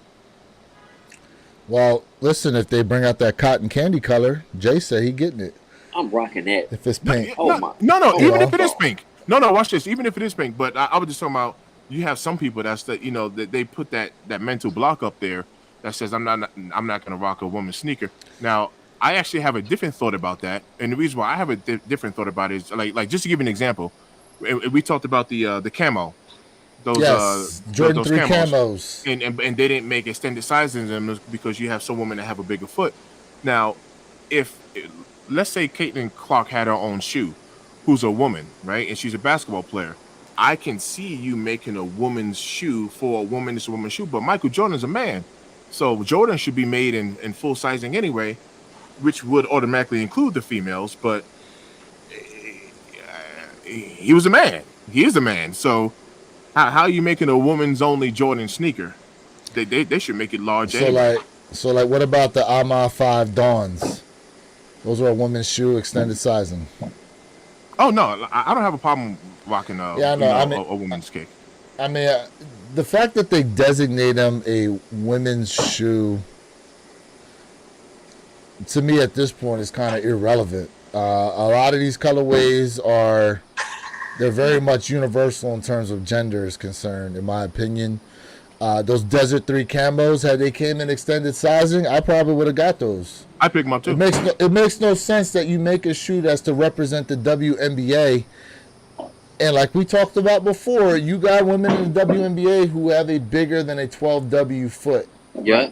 Right. So what sense does that make It's not even for them. to make a shoe and they can't even wear them? Right. It's not for them and it's not for us. Exactly. Right. So, it is what it is. But a lot of it does come down, in my opinion, for myself, to how the color blocking is on the shoe, whether or not I look at it and go, okay, that's a woman's shoe. I probably wouldn't wear them. Like, case in point, I think there's a lot of shoes out there, though. For example, like the, what was it? The yellow, not the yellow ochre fours. What do they call them? The women's fours with the yellow on the wing straps and the yellow midsole. What were those called? I forget what they called those. Are the Air Jordan 4s?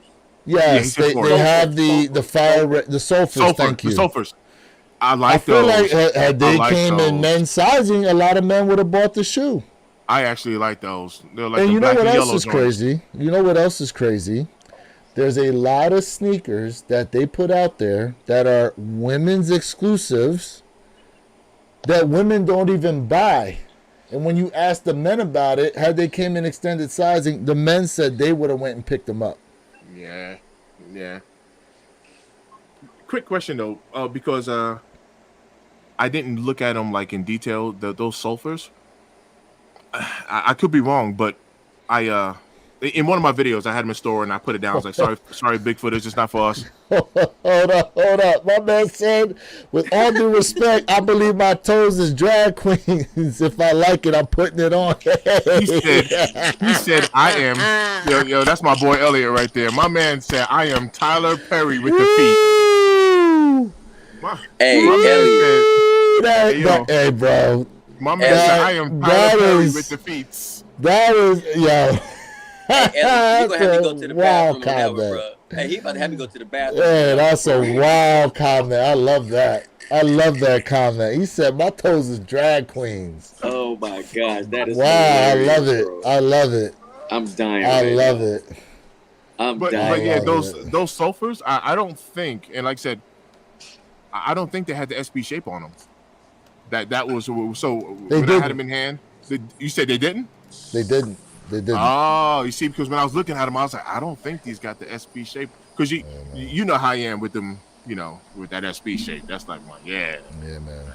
Mm-hmm. Okay. Yeah, man. Yes, all. Yeah, man. Yes, all. All right, gentlemen. Well, look what time it is, man. Listen, to everybody who's been rocking with us in the chat right now, we definitely appreciate you guys for tapping in once again with us. We listen, without y'all, this stream does not do what it's supposed to do. Once again, please make sure, and I'm going to put it here in the chat, that you guys are subscribed to the One Pair at a Time podcast channel. We got a lot coming up here. Sneaker battles, live streams, you know what I'm saying? Like, just, we got a lot of great ideas coming up here for the channel. Mr. Thing I'm Possible, what you got to close out with, bro? Yeah, I appreciate you guys tapping in. I'm going to hit that one more comment. Joel, he is right. He said, isn't the Travis Scott Canary a woman's? Yes. 100%. Yes, it is. And I will rock those. I want those. 100%. So were the olives. So were these. Olive. These. Yes. That's these right. were women's also. That's right. Yep. Totally. I would rock those. Yeah. Oh, yeah. 100%. Chat, family, panel, everybody, man. Thank you for tapping in. Even when you reach back around and just kind of go back and just rewatch it or whatever the case is, I appreciate you. We all do.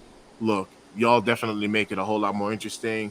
I'm glad. I'm honored to be able to do this. A lot of times, whenever we start late, I'm going to tell you right now, I take the blame of that because in Colorado, it's only 7 o'clock. In the East Coast, it's 9 o'clock for them. So, it'd be a little early. I'll be out there trying to get that crust out my eye. I appreciate y'all for tapping in, man. It's nothing but love, man. Jay, what you got, bro? Family, again, man, I really do appreciate y'all. If you have not done so, man, please subscribe to my man Where Your Kicks 26 channel, Mr. Think I'm Possible, and Little Video J Elevate if you have not subscribed to our individual channels. I definitely want to let you guys know, man, I dropped a vacation vlog when I was in San Juan, Puerto Rico. If you have not checked that video out, please do so, and I will be giving you guys a video on a mall vlog in San Juan, Puerto Rico. I'm definitely going to give you guys that coming up, if not today, tomorrow, about sneakers. If you guys have not done so already, man, we talk about Reshoevn8r all the time, whether it's the stain and water repellent, whether it is our cleaning kit, our bundle pack, which is the best, man. Listen, save yourself 10%. Use that code J_Elevate to get all 10% purchases off your sneaker wear. Next up, fam, you know the mall.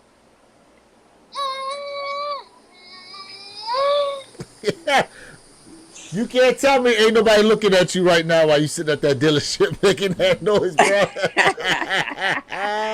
Hey, we got one life to live. Enjoy it, man. My man said, well, someone asked too, are we going to get them? Oh, Mr. Think put that in there. Are we going to get the motto? Hey, listen, man. Once again, chat. We listen. We see all the beautiful comments in here. I think someone said this stream should have 50 to 75 people in it right now. Listen, look, it's coming. It's gonna come. You know, look, no matter what, we're here to put in this work for you guys, and we appreciate each and every one of y'all that have been tapping in with us every week. For real, every week. We love you guys for real, and you definitely help to make this the stream that it is, and this is going to continue to grow. 100%.